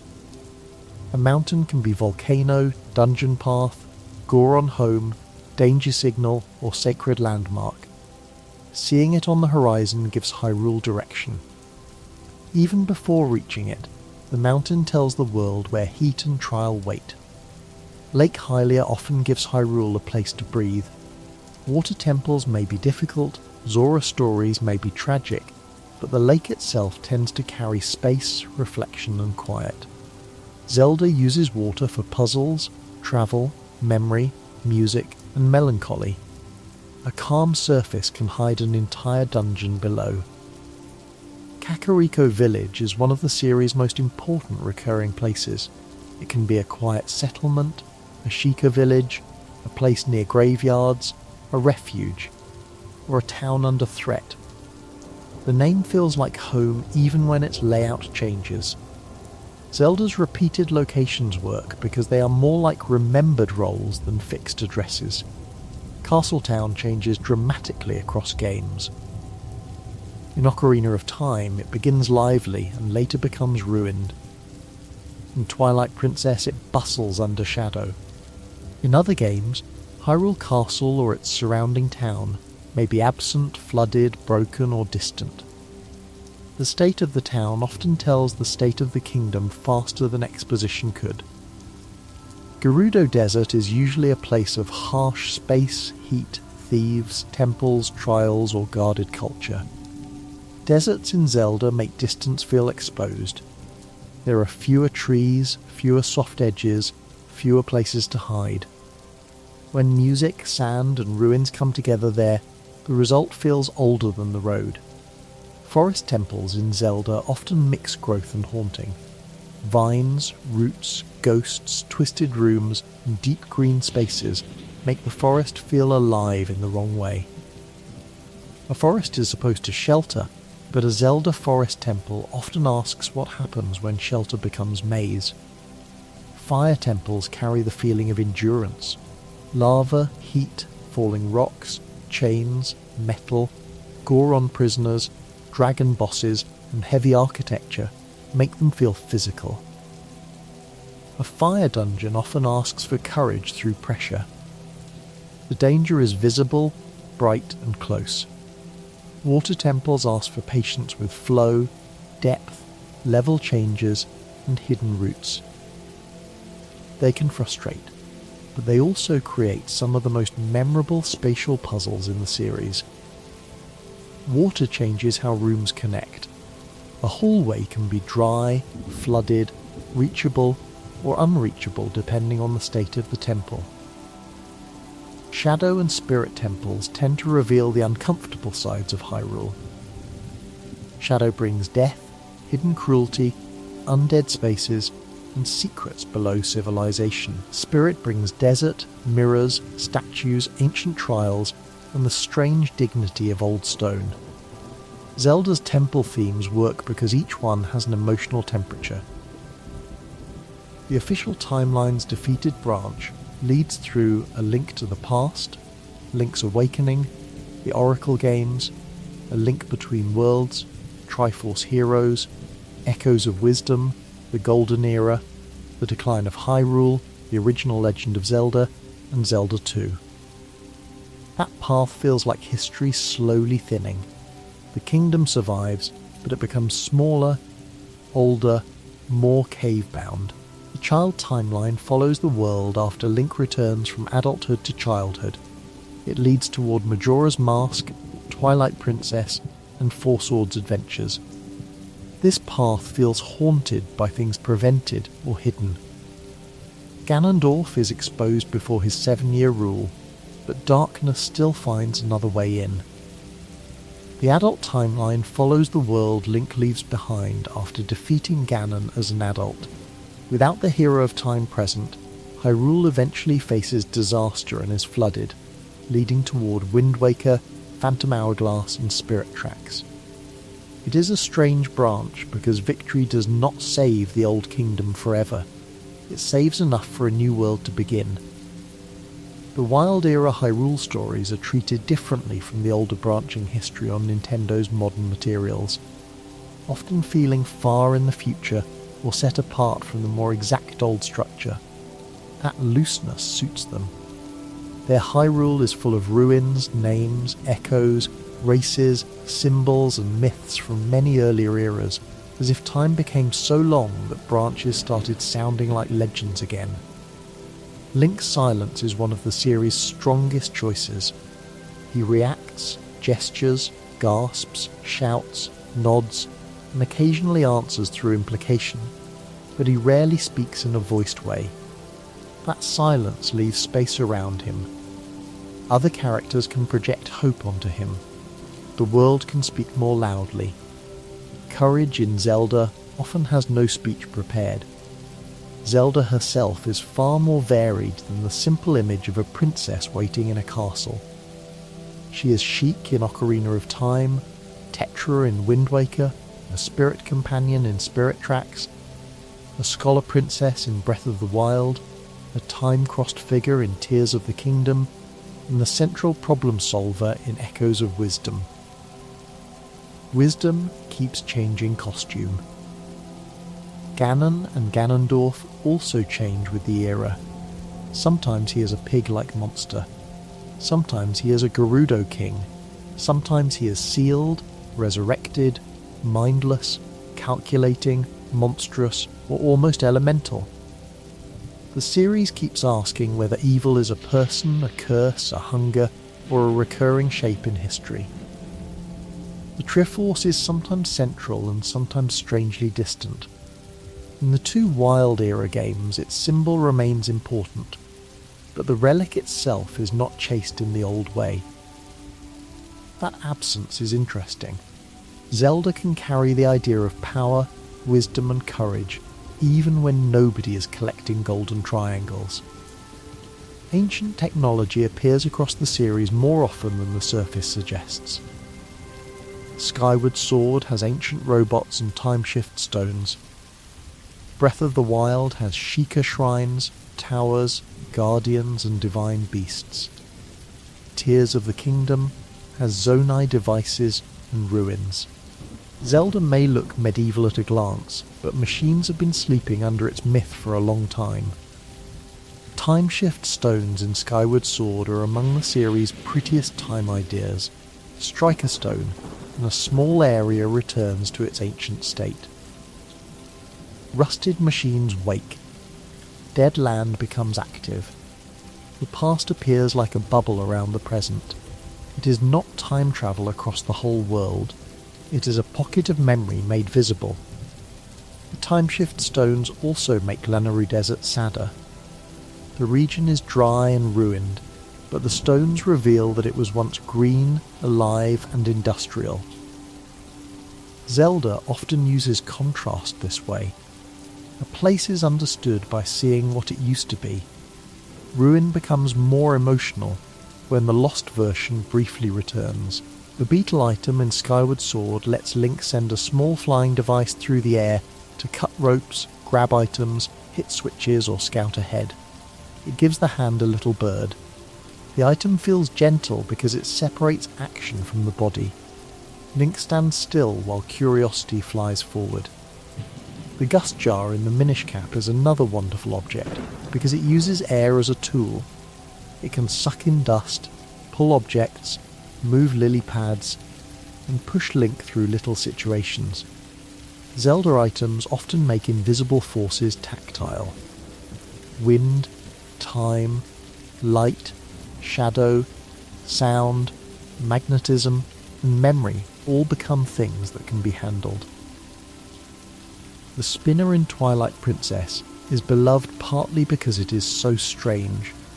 It rides along rails, spins through ancient machinery, and turns certain rooms into circular motion.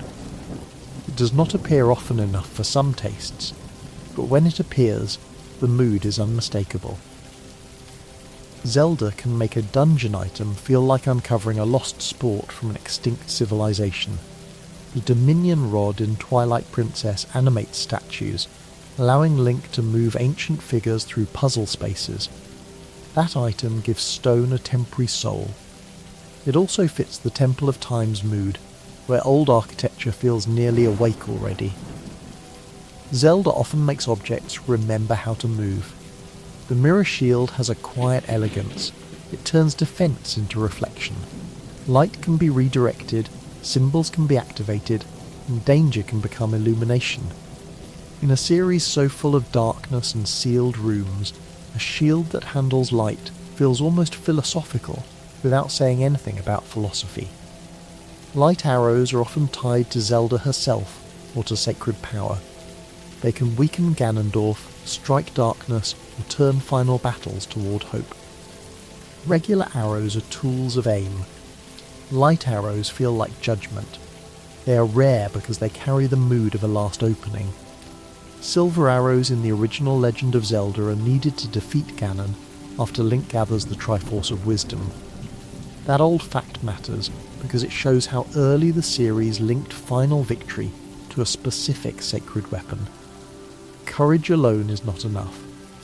The right tool, found through exploration, has to meet the right moment. The magical sword, white sword, wooden sword progression in the first game created a simple but satisfying growth path. The sword in Link's hand changes as hearts increase and secrets are found. Later games made the Master Sword more mythic, but the early sword upgrades already carried that feeling of becoming ready. Rings in the first Legend of Zelda changed Link's tunic colour and reduced damage. Later games used tunic colours for heat, water, magic, identity, or 4-hero roles. Colour in Zelda often means function. The green tunic is iconic, but red, blue, purple and other colours carry their own small histories. The green tunic itself became less mandatory over time. Breath of the Wild begins with Link in Blue Champion's clothing, and Tears of the Kingdom gives many outfits with different uses. Yet the classic green still returns as memory and reward. Zelda can change the hero's clothing without losing the shape of him. Armour and outfits in the recent open world entries make clothing part of exploration. Snowquill gear resists cold. Flamebreaker gear resists heat. Climbing gear helps with cliffs. Stealth armour softens footsteps. Ancient gear answers ancient danger. Clothing becomes a map of problems solved by preparation. The Hylian language changes across eras, with different writing systems appearing in different games. Often the letters can be decoded into Japanese or English-like messages, depending on the version and game. That gives signs and walls a secret second life. Even decorative writing may be waiting for someone patient enough to read it. Rupee colours have their own familiar values, though exact amounts can vary by game. Green is usually small. Blue, red, purple, silver and gold tend to rise in worth. The colours become emotional cues. A chest with a single green rupee can feel like a joke. A silver rupee can make a puzzle room feel suddenly generous. Treasure chests have one of Zelda's most satisfying sounds and animations. The slow approach, the opening jingle, the lift above the head, the item text. The ritual turns receiving an object into a tiny ceremony. Even when the reward is minor, the body remembers the fanfare. The item get pose is a piece of visual grammar.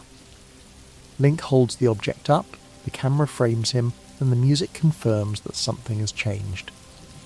The pose is so recognisable that later games can play with it, shorten it, exaggerate it, or make jokes from it.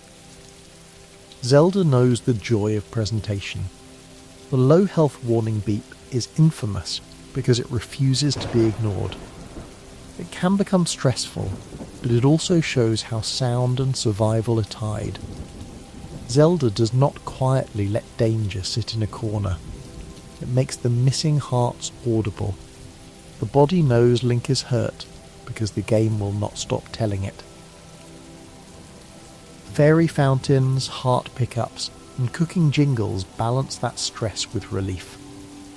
Zelda's soundscape is full of small kindnesses. A heart restored, a secret found, a rupee collected, a puzzle solved, a horse called. These little sounds turn progress into comfort. Zelda bosses often reveal their weakness through the dungeon's item. Goma teaches the eye target. King Dodongo teaches bombs. Morpher teaches range and patience. Stalord teaches spinner movement. A good Zelda boss is less a wall and more a final conversation with the dungeon's main idea. Goma is one of the oldest recurring boss names, often tied to a giant eye and insect-like body. The eye is important because Zelda loves eye symbols as weak points, watchers, switches, and signs of awareness. To defeat many Zelda threats, Link has to wait until the world looks back. Dodongo shows another classic rule: feed the monster the tool it fears. Bombs defeat the creature that swallows. The design feels almost like folklore. If a beast opens its mouth, place danger inside.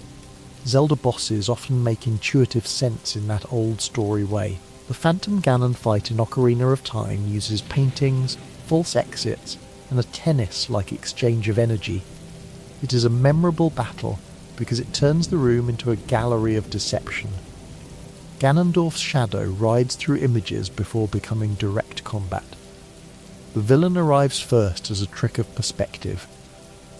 The final battle of Ocarina of Time strips away the Master Sword for a moment, forcing Link to survive with other tools before reclaiming it. That small structure makes the sword feel necessary rather than merely equipped. When the blade returns to the hand, the legend feels restored. Majora as a final enemy is different from Ganon because it feels like chaos wearing a mask. Its phases are strange, twitchy, and theatrical.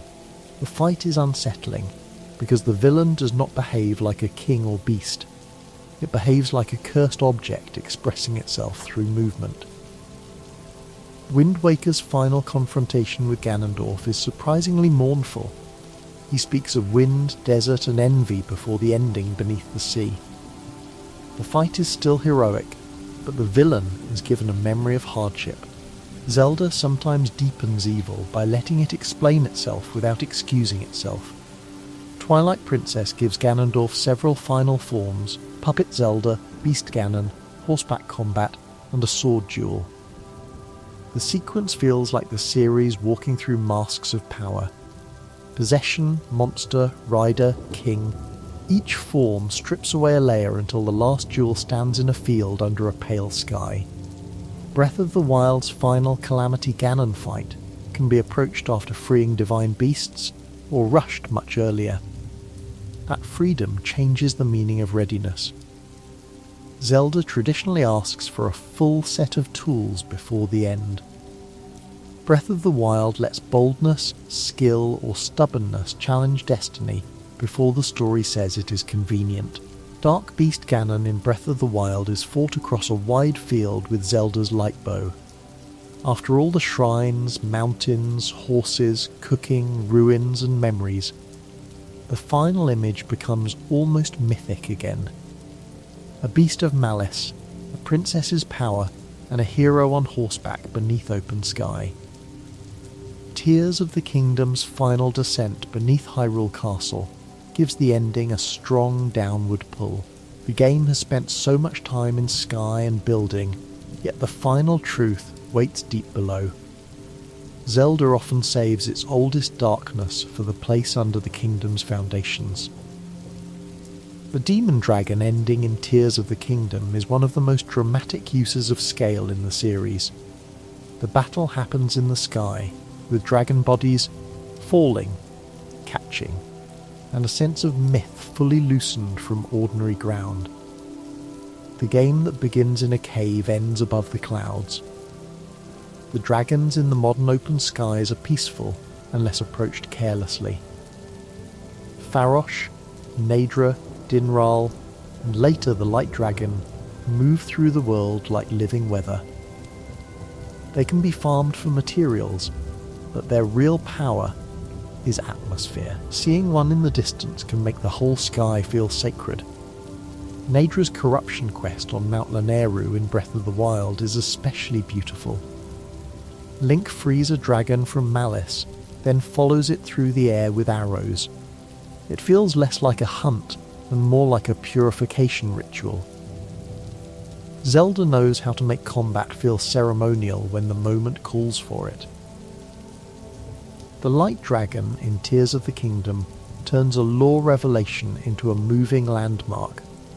It is not simply found in one room, it circles the sky. The truth becomes part of the weather of Hyrule, visible from mountains, towers, and glides if someone knows to look upward. Zelda has many kinds of princess, but Tears of the Kingdom Zelda is tied to sacrifice through time. Her story stretches backward into ancient Hyrule and forward into the sky above the present. That structure makes her both missing person and constant presence. She is gone, yet the world is full of her path. Rauru in Tears of the Kingdom shares a name with the sage from Ocarina of Time, but the character is a Zonai king tied to Hyrule's founding. Zelda often reuses names in ways that feel like echoes rather than simple repeats. A name can return with a different face and still carry a mythic charge. Sonia in Tears of the Kingdom adds warmth to ancient Hyrule. Her time power and kindness help make the distant past feel inhabited rather than merely historical. Zelda stories can become grand very quickly, so a gentle royal presence matters. She makes legend feel lived in. Minoru, the Sage of Spirit in Tears of the Kingdom, continues Zelda's long interest in souls, machines, and bodies. Her presence can survive beyond ordinary form through technology and spirit. That combination fits the modern Zelda era perfectly. Ancient magic and ancient machinery are no longer opposites. Purah is a wonderful example of a supporting character growing across games. In Breath of the Wild, she appears as a brilliant Sheikah researcher, affected by anti-aging experiments. In Tears of the Kingdom, she leads Lookout Landing with confidence and style. A side character becomes one of the faces of Hyrule's recovery. Robbie gives Sheikah technology a different flavour, eccentric, musical, and full of dramatic flair. His ancient tech research makes the ruins of Breath of the Wild feel less dead. Someone is studying them, repairing them, and making tools from them. Hyrule survives partly because its odd scientists refuse to stop tinkering. Impa changes across eras, but she often carries memory for Zelda and the royal family. She can be nursemaid, warrior, elder, sage, or village leader. The role is consistent even when the form changes. Impa is the person who knows there is more to the story than the hero has been told. Sheik in Ocarina of Time is one of Zelda's most memorable identities. Disguised, mysterious, and tied to songs, Sheik guides adult Link through temples before revealing the truth. That twist matters because Zelda spends much of the game acting from the shadows. Wisdom does not wait helplessly. It prepares. Tetra in Wind Waker is another brilliant Zelda disguise, because she is not presented as delicate mystery. She is a pirate captain, bossy, funny, skeptical, and brave. When her royal identity is revealed, it feels almost like a burden placed on someone who was already fully herself. The princess was never absent. She was steering the ship. Mipha's story in Breath of the Wild is quiet tragedy. She loved Link, crafted the Zora armour for him, and died inside Vah Ruta before the game begins. Her healing power remains as Mipha's grace. That means her care survives as a mechanic. Love becomes a second chance in battle. Daruk's protection turns friendship into defence. Daruk is loud, warm, proud and brave, and his ability surrounds Link with a red shield when danger lands. It feels exactly like him. The champion powers work because each one expresses personality as function.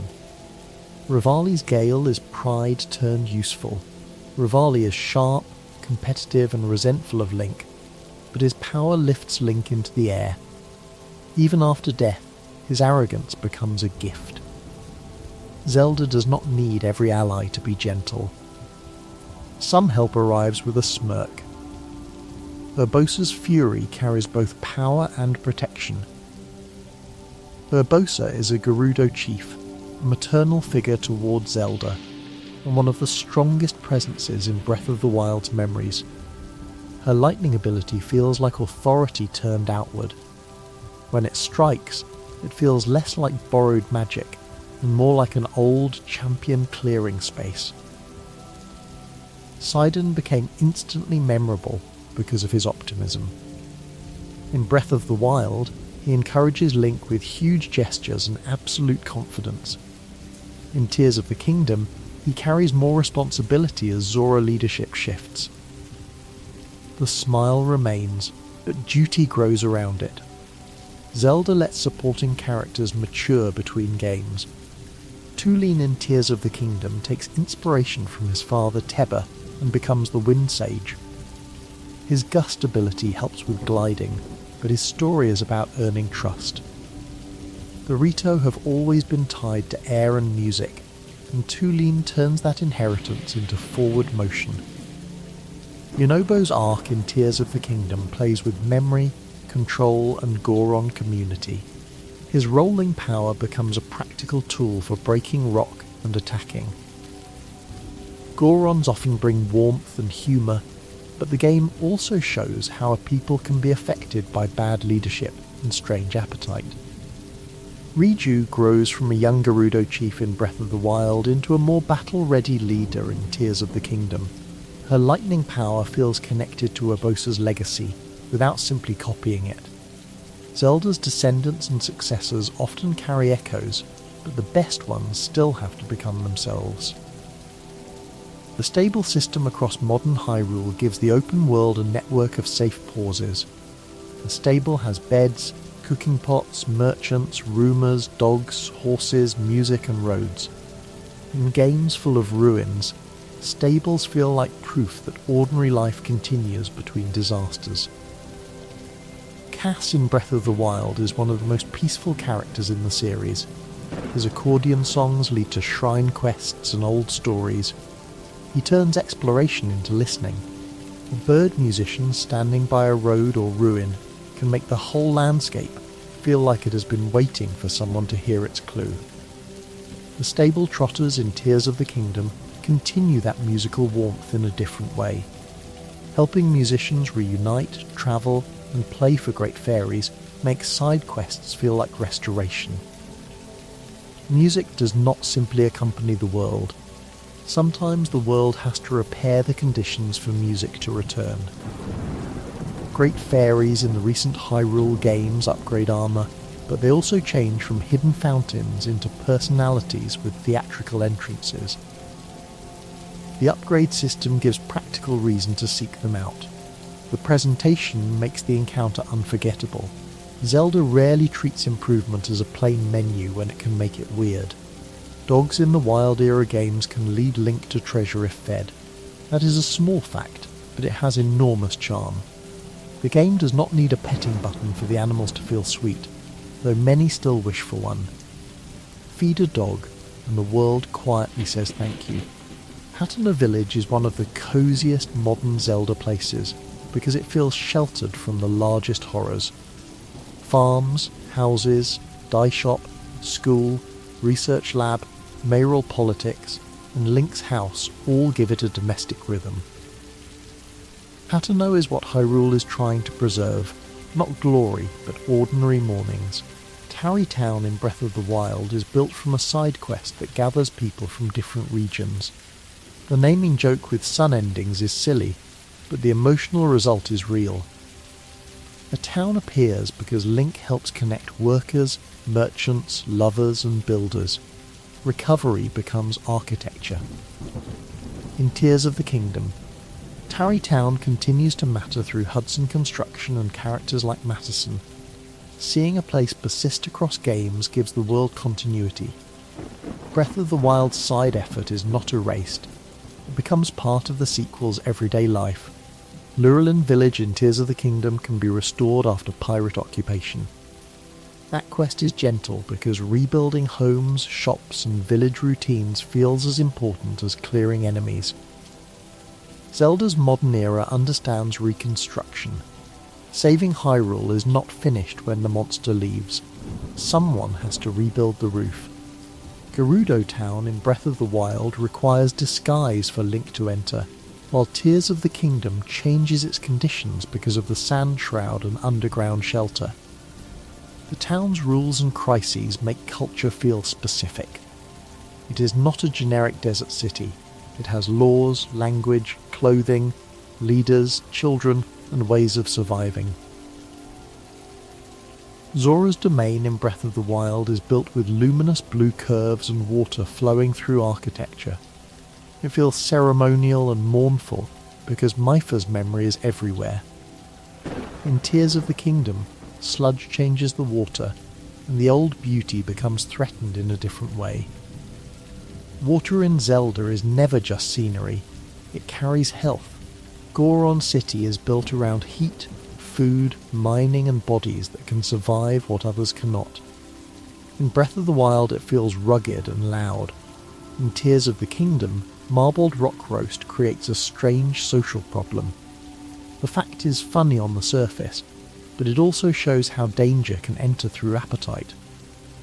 Rito Village is vertical, wooden, windy and musical. In Breath of the Wild it sits around a tall central perch. In Tears of the Kingdom, snow and storm make survival harder. A bird village losing easy flight and warmth carries a quiet sadness. The place is built for air, and the air itself becomes hostile. Kakariko in the modern games holds research, Sheikah tradition, ruins and old grief. In Tears of the Kingdom, Ring ruins become a major local mystery. The village is peaceful, but it is also surrounded by history that has not finished speaking. Kakariko often knows more than it says at first. Lookout Landing in Tears of the Kingdom is important because it creates a central camp after disaster. It has researchers, soldiers, shops, shelter, a map room, and people trying to understand the upheaval. It is not a grand castle, it is a working base. Hyrule's resistance begins as organised survival. The towers in Breath of the Wild rise from the ground, while Skyview Towers in Tears of the Kingdom launch Link into the air. That difference captures the two games neatly. Breath asks Link to climb and reveal. Tears throws him upward and lets him fall into choice. The map opens through motion. Paragliding may be one of the most peaceful actions in modern Zelda. From a high place, Hyrule spreads below, and danger becomes distance for a moment. The paraglider turns height into calm. It lets the world be looked at before it is entered. Shield surfing is another little miracle of design. The defensive object becomes a sled. Snowy slopes, grassy hills, and sandy dunes become routes. Zelda loves this kind of reuse. An item meant to block danger can suddenly become play. Cooking failures in Breath of the Wild produce dubious food, a greyish lump that somehow still has comic value. The game rewards experimentation, but also laughs gently at bad combinations. A failed meal is not the end of the world. It is dinner with a face only a desperate hero could love. Monster extract, rock-hard food, elixirs, roasted apples, simmered fruit, meat skewers, dubious food, and hearty dishes all give the cooking system personality. Food becomes more than healing. It becomes a trace of curiosity, mistakes, weather, travel, and whatever ingredients happened to be in the pouch. The pouch, inventory and item screens across Zelda games are small museums of progress. Bottles, masks, medallions, songs, stones, keys, maps, charms, monster parts, outfits, quest items, and tools collect into proof of travel. The adventure becomes organised into little squares. Masks in Majora's Mask have one of the best inventory feelings in the series, because nearly every mask has a story. Some are silly, some are painful, some transform the body, some help a person feel seen. Collecting them is less like gathering equipment and more like carrying pieces of Termina's people. The bunny hood in Majora's Mask makes Link move faster and became a favourite for simple comfort. It is not the grandest mask, but that is why it matters. Zelda often lets small quality of life objects become beloved. A faster run can feel like freedom. The Fierce Deity's mask is powerful and mysterious because it turns completion into overwhelming force. After helping the people of Termina and collecting the masks, Link can receive a form that makes the final fight dramatically easier. The question of what that form means remains part of the mask's strange aura. The happy mask salesman is unsettling because he smiles too much and knows too much. He gives Majora's Mask much of its uneasy charm. He is merchant, collector, victim, guide, and threat-adjacent presence. Zelda's weirdest characters often work because they refuse to fit one role. Skull Kid in Majora's Mask is not pure evil. He is lonely, mischievous, hurt, and overwhelmed by the mask's power. That sadness changes the story. The villain is also a childlike figure who wanted friends. Zelda's best conflicts often hide wounded feelings under magical disaster. The giants of Termina are called by music at the end, holding back the moon with enormous hands. The image is simple and unforgettable. A falling apocalypse is stopped by old friends answering a song. Majora's Mask spends many hours in anxiety, then lets help arrive from the horizon. Wind Waker's Koroks plant seeds across islands in hope of connecting the Great Sea with forest again. That is such a quiet post-flood dream. They are not fighting Ganondorf directly, they are growing a future. Zelda often places salvation in swords, but sometimes salvation looks like trees. The Deku leaf in Wind Waker lets Link glide and blow gusts of air. It is one of the purest items in the game because it belongs so naturally to the sea and islands. A leaf becomes sail, fan and wing. The forest gives travel to the sky. Grappling hooks in Wind Waker fit the pirate ocean mood. They swing across gaps, steal spoils from enemies, and pull treasure from glowing sea rings. The item makes Link feel like a sailor adventurer rather than only a swordsman. Zelda items often dress the hero for the world he is in. Treasure charts in Wind Waker turn maps into promises. Find a chart, read the sea, sail to coordinates, lift treasure from below. The process is slow, but that slowness makes the ocean feel broad. A chest under the waves feels older than a chest in a room. The Triforce hunt in the original Wind Waker was often criticised for pacing, and later versions streamlined it. That fact shows Nintendo's willingness to revise friction when bringing games forward.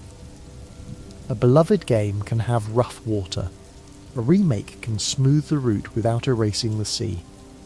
Wind Waker HD adjusted visuals, sailing speed through the swift sail, and parts of the late game structure. The swift sail is a small change with a big emotional effect. Faster sailing and automatic favourable wind make the ocean feel less resistant while keeping its openness. Twilight Princess HD and Wind Waker HD helped preserve two very different GameCube-era moods. One shadowed and earthy, one bright and oceanic. Seeing them sharpened for later hardware shows how flexible Zelda's identity is. The same series can hold both a wolf under Twilight and a cartoon boy on a talking boat. Skyward Sword HD added button controls alongside motion options, making the game more accessible to people who struggled with the original motion setup. That change matters because control schemes shape memory. A game remembered as physically demanding can become calmer when given another way to hold the sword. Link's Awakening on Switch remade the Game Boy world as a small toy like diorama. The tilt-shift look makes Koholint feel like a fragile object on a table. That style fits the story of a dream. The island looks touchable, temporary, and slightly unreal from the first glance. Ocarina of Time 3D and Majora's Mask 3D changed textures, interface, and some systems while keeping the Nintendo 64 bones. Handheld remakes are interesting because they turn huge childhood worlds into something held in the hands. Hyrule and Termina become portable memories. The 3DS version of Majora's Mask changed some boss fights and quality of life features, which remains debated. That debate is a fact too. Zelda fans often care deeply about small differences because the games are remembered through touch, timing, and rhythm. A change to a boss eye or save system can feel larger than it sounds. The Oracle games and Link's Awakening arrived on Nintendo Switch Online for later access, letting handheld Zelda history continue beyond old cartridges. Preservation changes how a series is remembered. A game once tied to a small screen and batteries can reappear on a modern display, carrying its old limitations like charm. The first Zelda's manual mattered because early games often placed much of their story and instruction outside the cartridge. The map, enemy names, item explanations, and setup helped turn simple screen graphics into a larger world. Before cinematic openings, paper did a lot of imagination's work. Instruction manuals were part of early Zelda's mystery. Reading about Ganon, the Triforce, Hyrule, items and enemies before entering the game created a feeling that the world was larger than the screen could show. Modern games put more story inside the experience, but old Zelda asked the booklet to be a doorway. The original map was not fully shown in-game the way later maps would be. People drew maps, shared secrets, called friends, read magazines, and learned through rumour. Zelda's early design created social exploration outside the television. A hidden wall could become schoolyard knowledge. That old rumour culture is one reason Zelda secrets feel so powerful. A secret was not always a checklist marker. It could be something heard from someone else, tested after dinner, and remembered for years. The series began in an era where mystery travelled by mouth. The phrase Zelda-like is sometimes used for games built around exploration, tools, dungeons, puzzles, and gated progress. That influence is a fact about design culture. Zelda did not simply produce sequels. It produced a shape other creators still borrow, a world that opens by changing what the hero can do. Yet Zelda itself keeps escaping its own shape. Zelda 2 becomes side-scrolling, Majora becomes a time loop, Wind Waker becomes an ocean, Four Swords becomes cooperative splitting. Breath of the Wild dissolves the dungeon order. Echoes of Wisdom centers Zelda and copying. The series survives partly because it refuses to become one fixed room. The title The Legend of Zelda is a little mysterious, because many entries are really legends of Link, Ganon, Hyrule, or some other land. But the title keeps the princess at the mythic centre. Even absent, hidden, cursed, disguised, or displaced, Zelda is usually the keeper of meaning. The legend belongs to the one who remembers what the kingdom is. Hyrule itself is not a single consistent map. It changes shape between games. Mountains move, lakes shift, villages appear or vanish, forests change location, castles rise or fall. This is not really a problem. Myths retell places differently. Hyrule feels less like a fixed country, and more like a recurring dream of a kingdom. Koholint, Termina, Labrina, Holodrum, Hytopia, Lorule, the Great Sea, New Hyrule, and the sky above Hyrule all show that Zelda can leave its central kingdom when needed. Each outside land reveals Hyrule by contrast. A dream island, doomed parallel world, season-touched land, flooded ocean or inverted kingdom asks what makes Hyrule itself feel familiar. Termina may be the strongest example of a Zelda world defined by time instead of geography. Its regions are memorable, but the schedule is the real map. The mayor argues, the postman runs, Anju waits, Romani prepares, Cremia worries, the carnival approaches. To know Termina is to know when people move. Koholint is defined by dream logic. It is bright, musical and full of borrowed faces, but it is also fragile. Every dungeon instrument brings Link closer to escape and the island closer to disappearance. That is one of Zelda's most mature emotional structures. Progress and loss are the same road. The Great Sea is defined by distance. Islands are small, horizons are huge, and the boat becomes home between places. Wind Waker turns emptiness into mood. The sea is not packed with constant action, and that space lets the adventure feel like travel rather than errands. Laurel is defined by absence. Its Triforce is gone, its kingdom decayed, and its Princess Hilda acts from desperation. The name itself is a mirror of Hyrule, but the best part is that it is not purely evil, it is wounded. Zelda often works best when a dark mirror has understandable sorrow. Hytopia in Triforce Heroes is defined by fashion and curse, which sounds silly because it is silly. But the silliness still connects to Zelda's love of transformation. Clothing changes abilities. Style becomes survival. The dress curse is ridiculous, yet the world treats it with complete seriousness, and that seriousness is the joke. New Hyrule in Spirit Tracks is defined by rails and recovery. It follows from Wind Waker's flooded ending, where the old Hyrule is left behind. A new kingdom founded on a new continent gives the adult timeline a hopeful direction. The past sinks, but people move, build tracks, and continue. Skyloft is defined by separation. Its people live above the clouds, unaware of the full surface history beneath them. The sky feels safe, but also incomplete. Skyward Sword's emotional pull comes from leaving safety to discover that home was floating over a much older wound. The depths and tiers of the kingdom are defined by inversion and darkness. They turn Hyrule's surface into a negative image. Mines, statues, Yiga camps, light roots, gloom and vast black spaces make the world below feel like a buried memory of the world above. It is underground, but it feels more like undermeaning. The Sky Islands in Tears of the Kingdom are defined by ruins and openness. They are not packed like the surface. They feel scattered, ancient and windy. Some contain puzzles, some are starting points.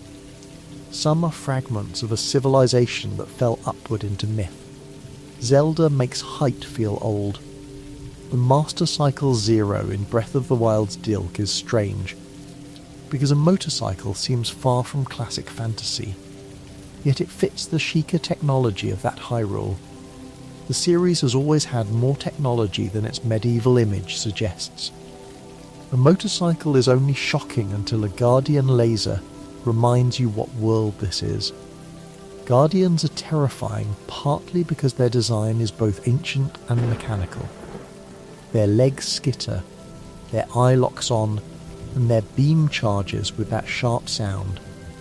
They are ruins that never stopped working. Hyrule is haunted by machines built to save it. Divine Beast interiors are built around moving the whole dungeon. Tilting Varuta's trunk, rotating Varudunia, changing Varmido's angle, and shifting Varnaboris' cylinders turn dungeon control into large-scale manipulation. Instead of finding the path inside a fixed temple, Link changes the temple's body. Tears of the Kingdom's temples return to more themed spaces: wind, fire, water, lightning, spirit, and the final descent. They are not identical to old dungeons, but they bring back regional identity more strongly. Zelda's modern era keeps negotiating between free exploration and the old pleasure of a named temple. The Wind Temple in Tears of the Kingdom is reached through a long climb into Storm and Sky.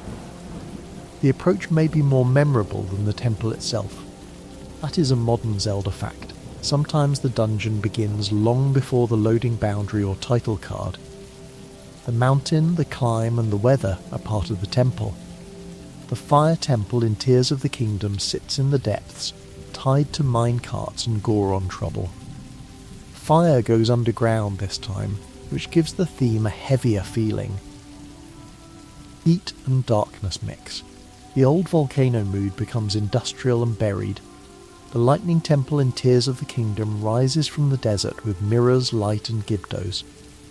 It feels closer to classic dungeon atmosphere, with ancient architecture and a queen-like threat inside.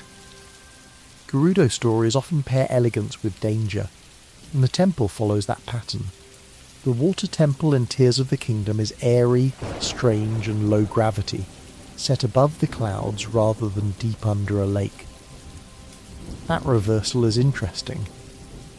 Water no longer means sinking into difficulty. It becomes floating droplets, bubbles and sky paths. The old element learns a new direction. The Spirit Temple in Tears of the Kingdom is tied to Miniru and construction, making it less about a single traditional temple mood and more about assembling a body. That fits the game perfectly. Spirit becomes linked with parts, machinery, and the question of how a soul keeps acting after loss.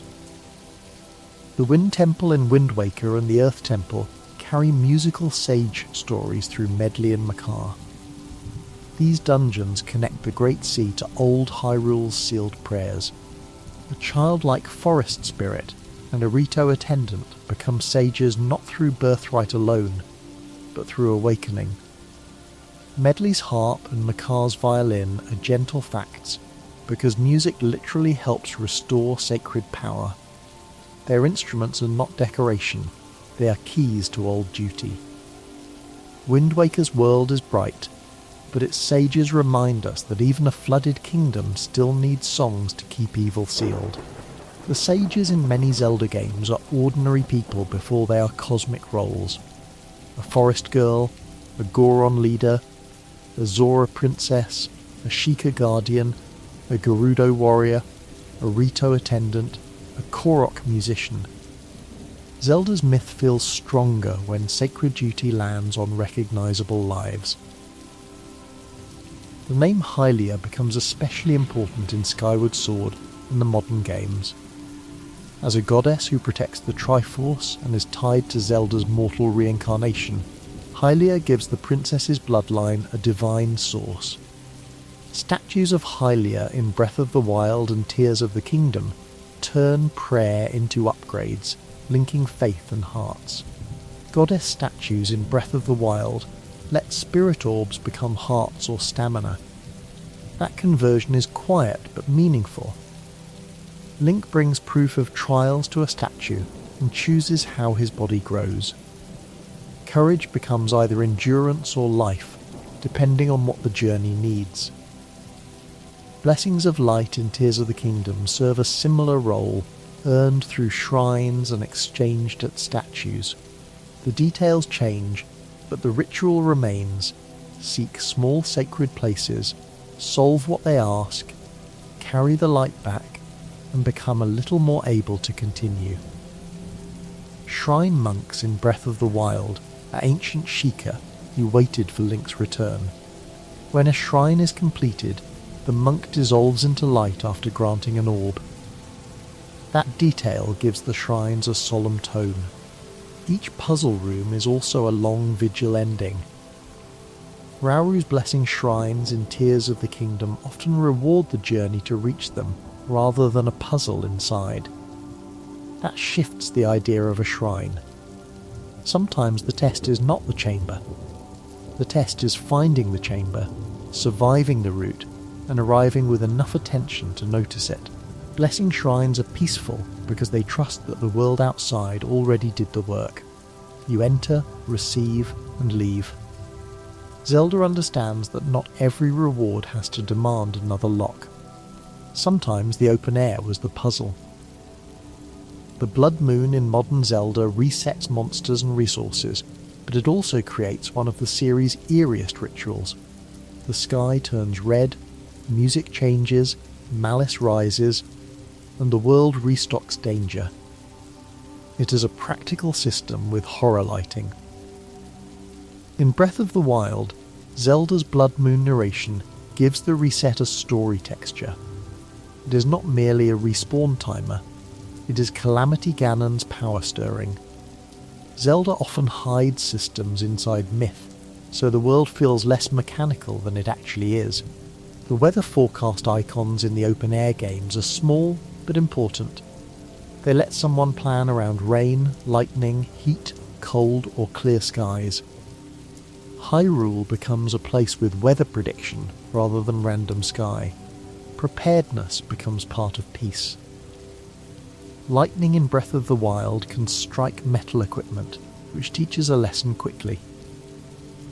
Put away metal weapons or risk disaster. That fact makes the inventory feel connected to the atmosphere. The sky cares what is in Link's hand. Temperature systems in the Wild Era adventures make clothing, food, elixirs, shade, flame, and route choice matter. Cold mountains and hot deserts become more than textures. The world asks the body to adapt. A jacket can be as heroic as a sword when snow begins. Sand seals turn Gerudo Desert travel in modern Hyrule into a regional skill.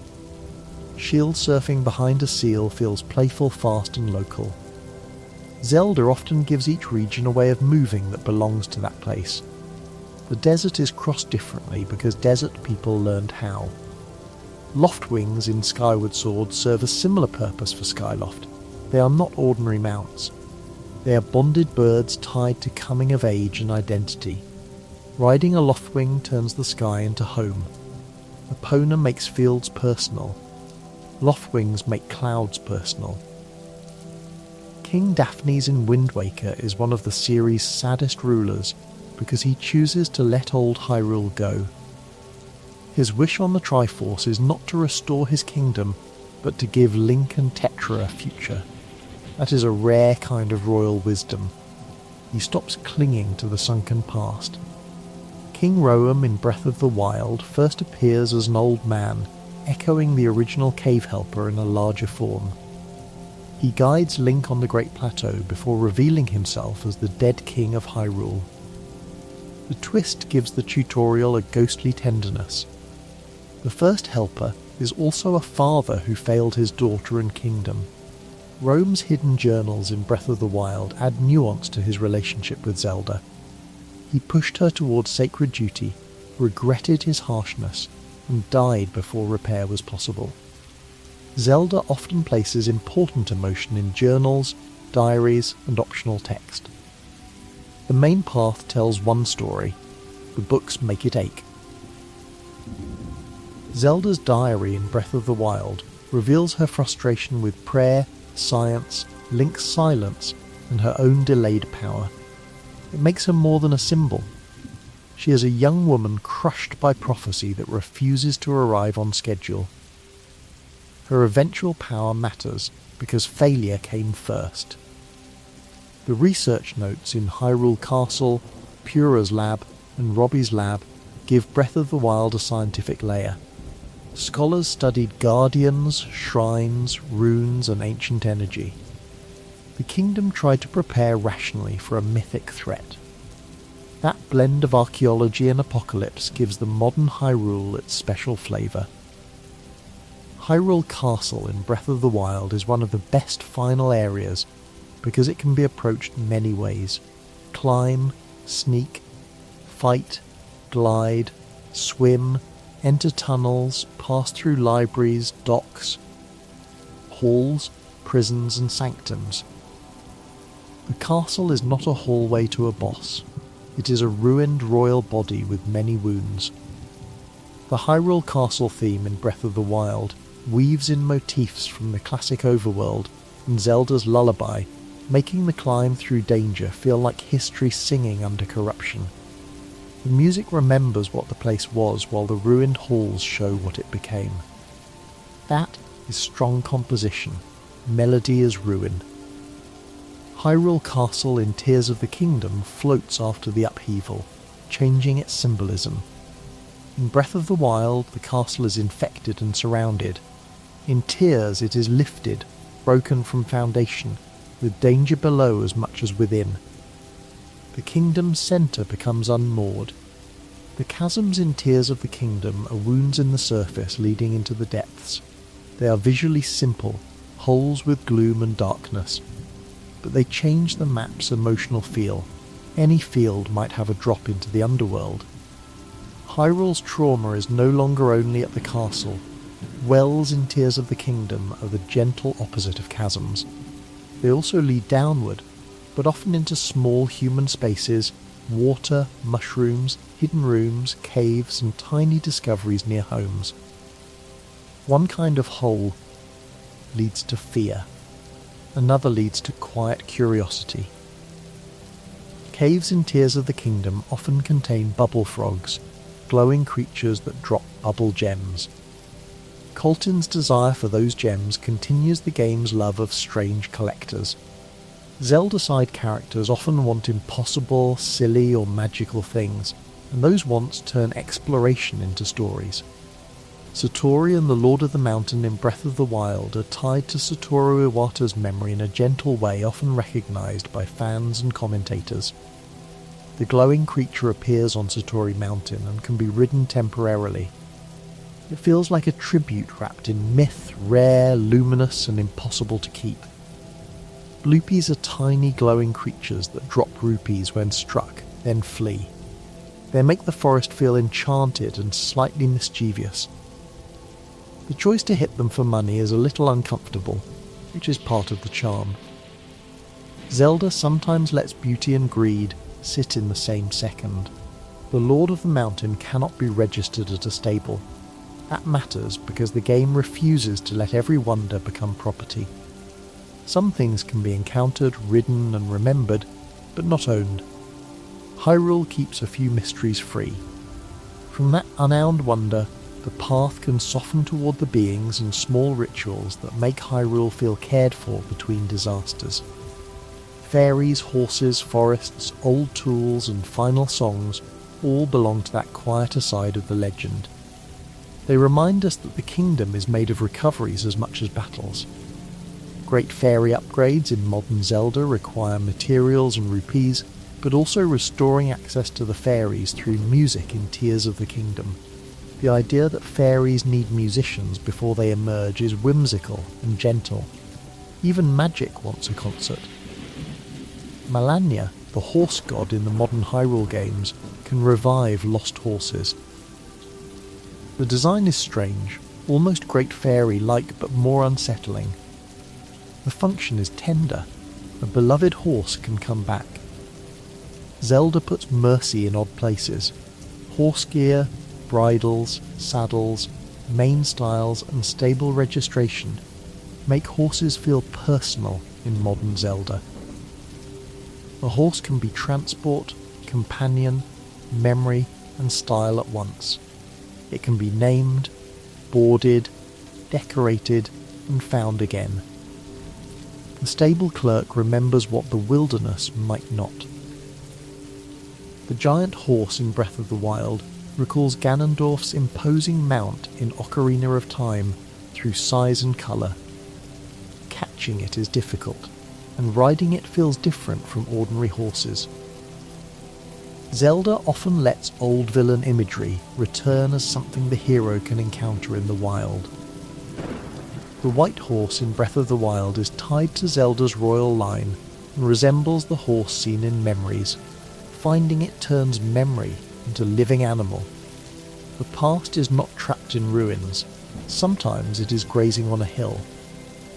The golden horse in Tears of the Kingdom extends that royal horse idea with another beautiful mount connected to Zelda. Rescuing it gives the cold region a gleam of warmth. Zelda's horses often carry more than speed. They carry lineage, memory, and affection. Horseback archery and riding challenges across the series give travel skill a test. Hitting targets while moving requires rhythm. Zelda minigames often take an ordinary ability and ask for grace under pressure. Ride, aim, breathe, release. Archery ranges in villages or towns serve the same purpose. They turn combat tools into sport. A bow used against monsters can also win a prize. That dual use makes society feel more complete. Weapons have peaceful contexts too. Bomb-chew bowling in Ocarina of Time is wonderfully silly. A bomb shaped like a mouse runs forward and crawls along surfaces. Turning explosives into an arcade-like minigame is very Zelda. Dangerous objects become toys when placed in the right room. Bombchas themselves are clever because they follow surfaces rather than simply exploding where thrown. They ask the mind to think along walls and floors. Zelda items often introduce new geometry. A bombchu sees the room differently from a normal bomb. The lens of truth reveals invisible objects, enemies and passages in Ocarina of Time and Majora's Mask. It consumes magic while showing what is hidden. That trade-off is elegant. Truth costs something, even if only a little green meter. The Eye of Truth symbol tied to the Sheikah appears with secrets, shadows, gossip stones and hidden knowledge. Zelda's eye imagery is rich. Eyes can be weak points, watchers, truth symbols, guardian sensors and sacred marks. To be seen in Zelda can mean danger or revelation. Guardians in Breath of the Wild use a deadly eye beam, turning the eye symbol into technological threat. Sheikah imagery, once tied to protection and hidden service, becomes frightening when ancient machines are corrupted. The Watcher becomes Hunter.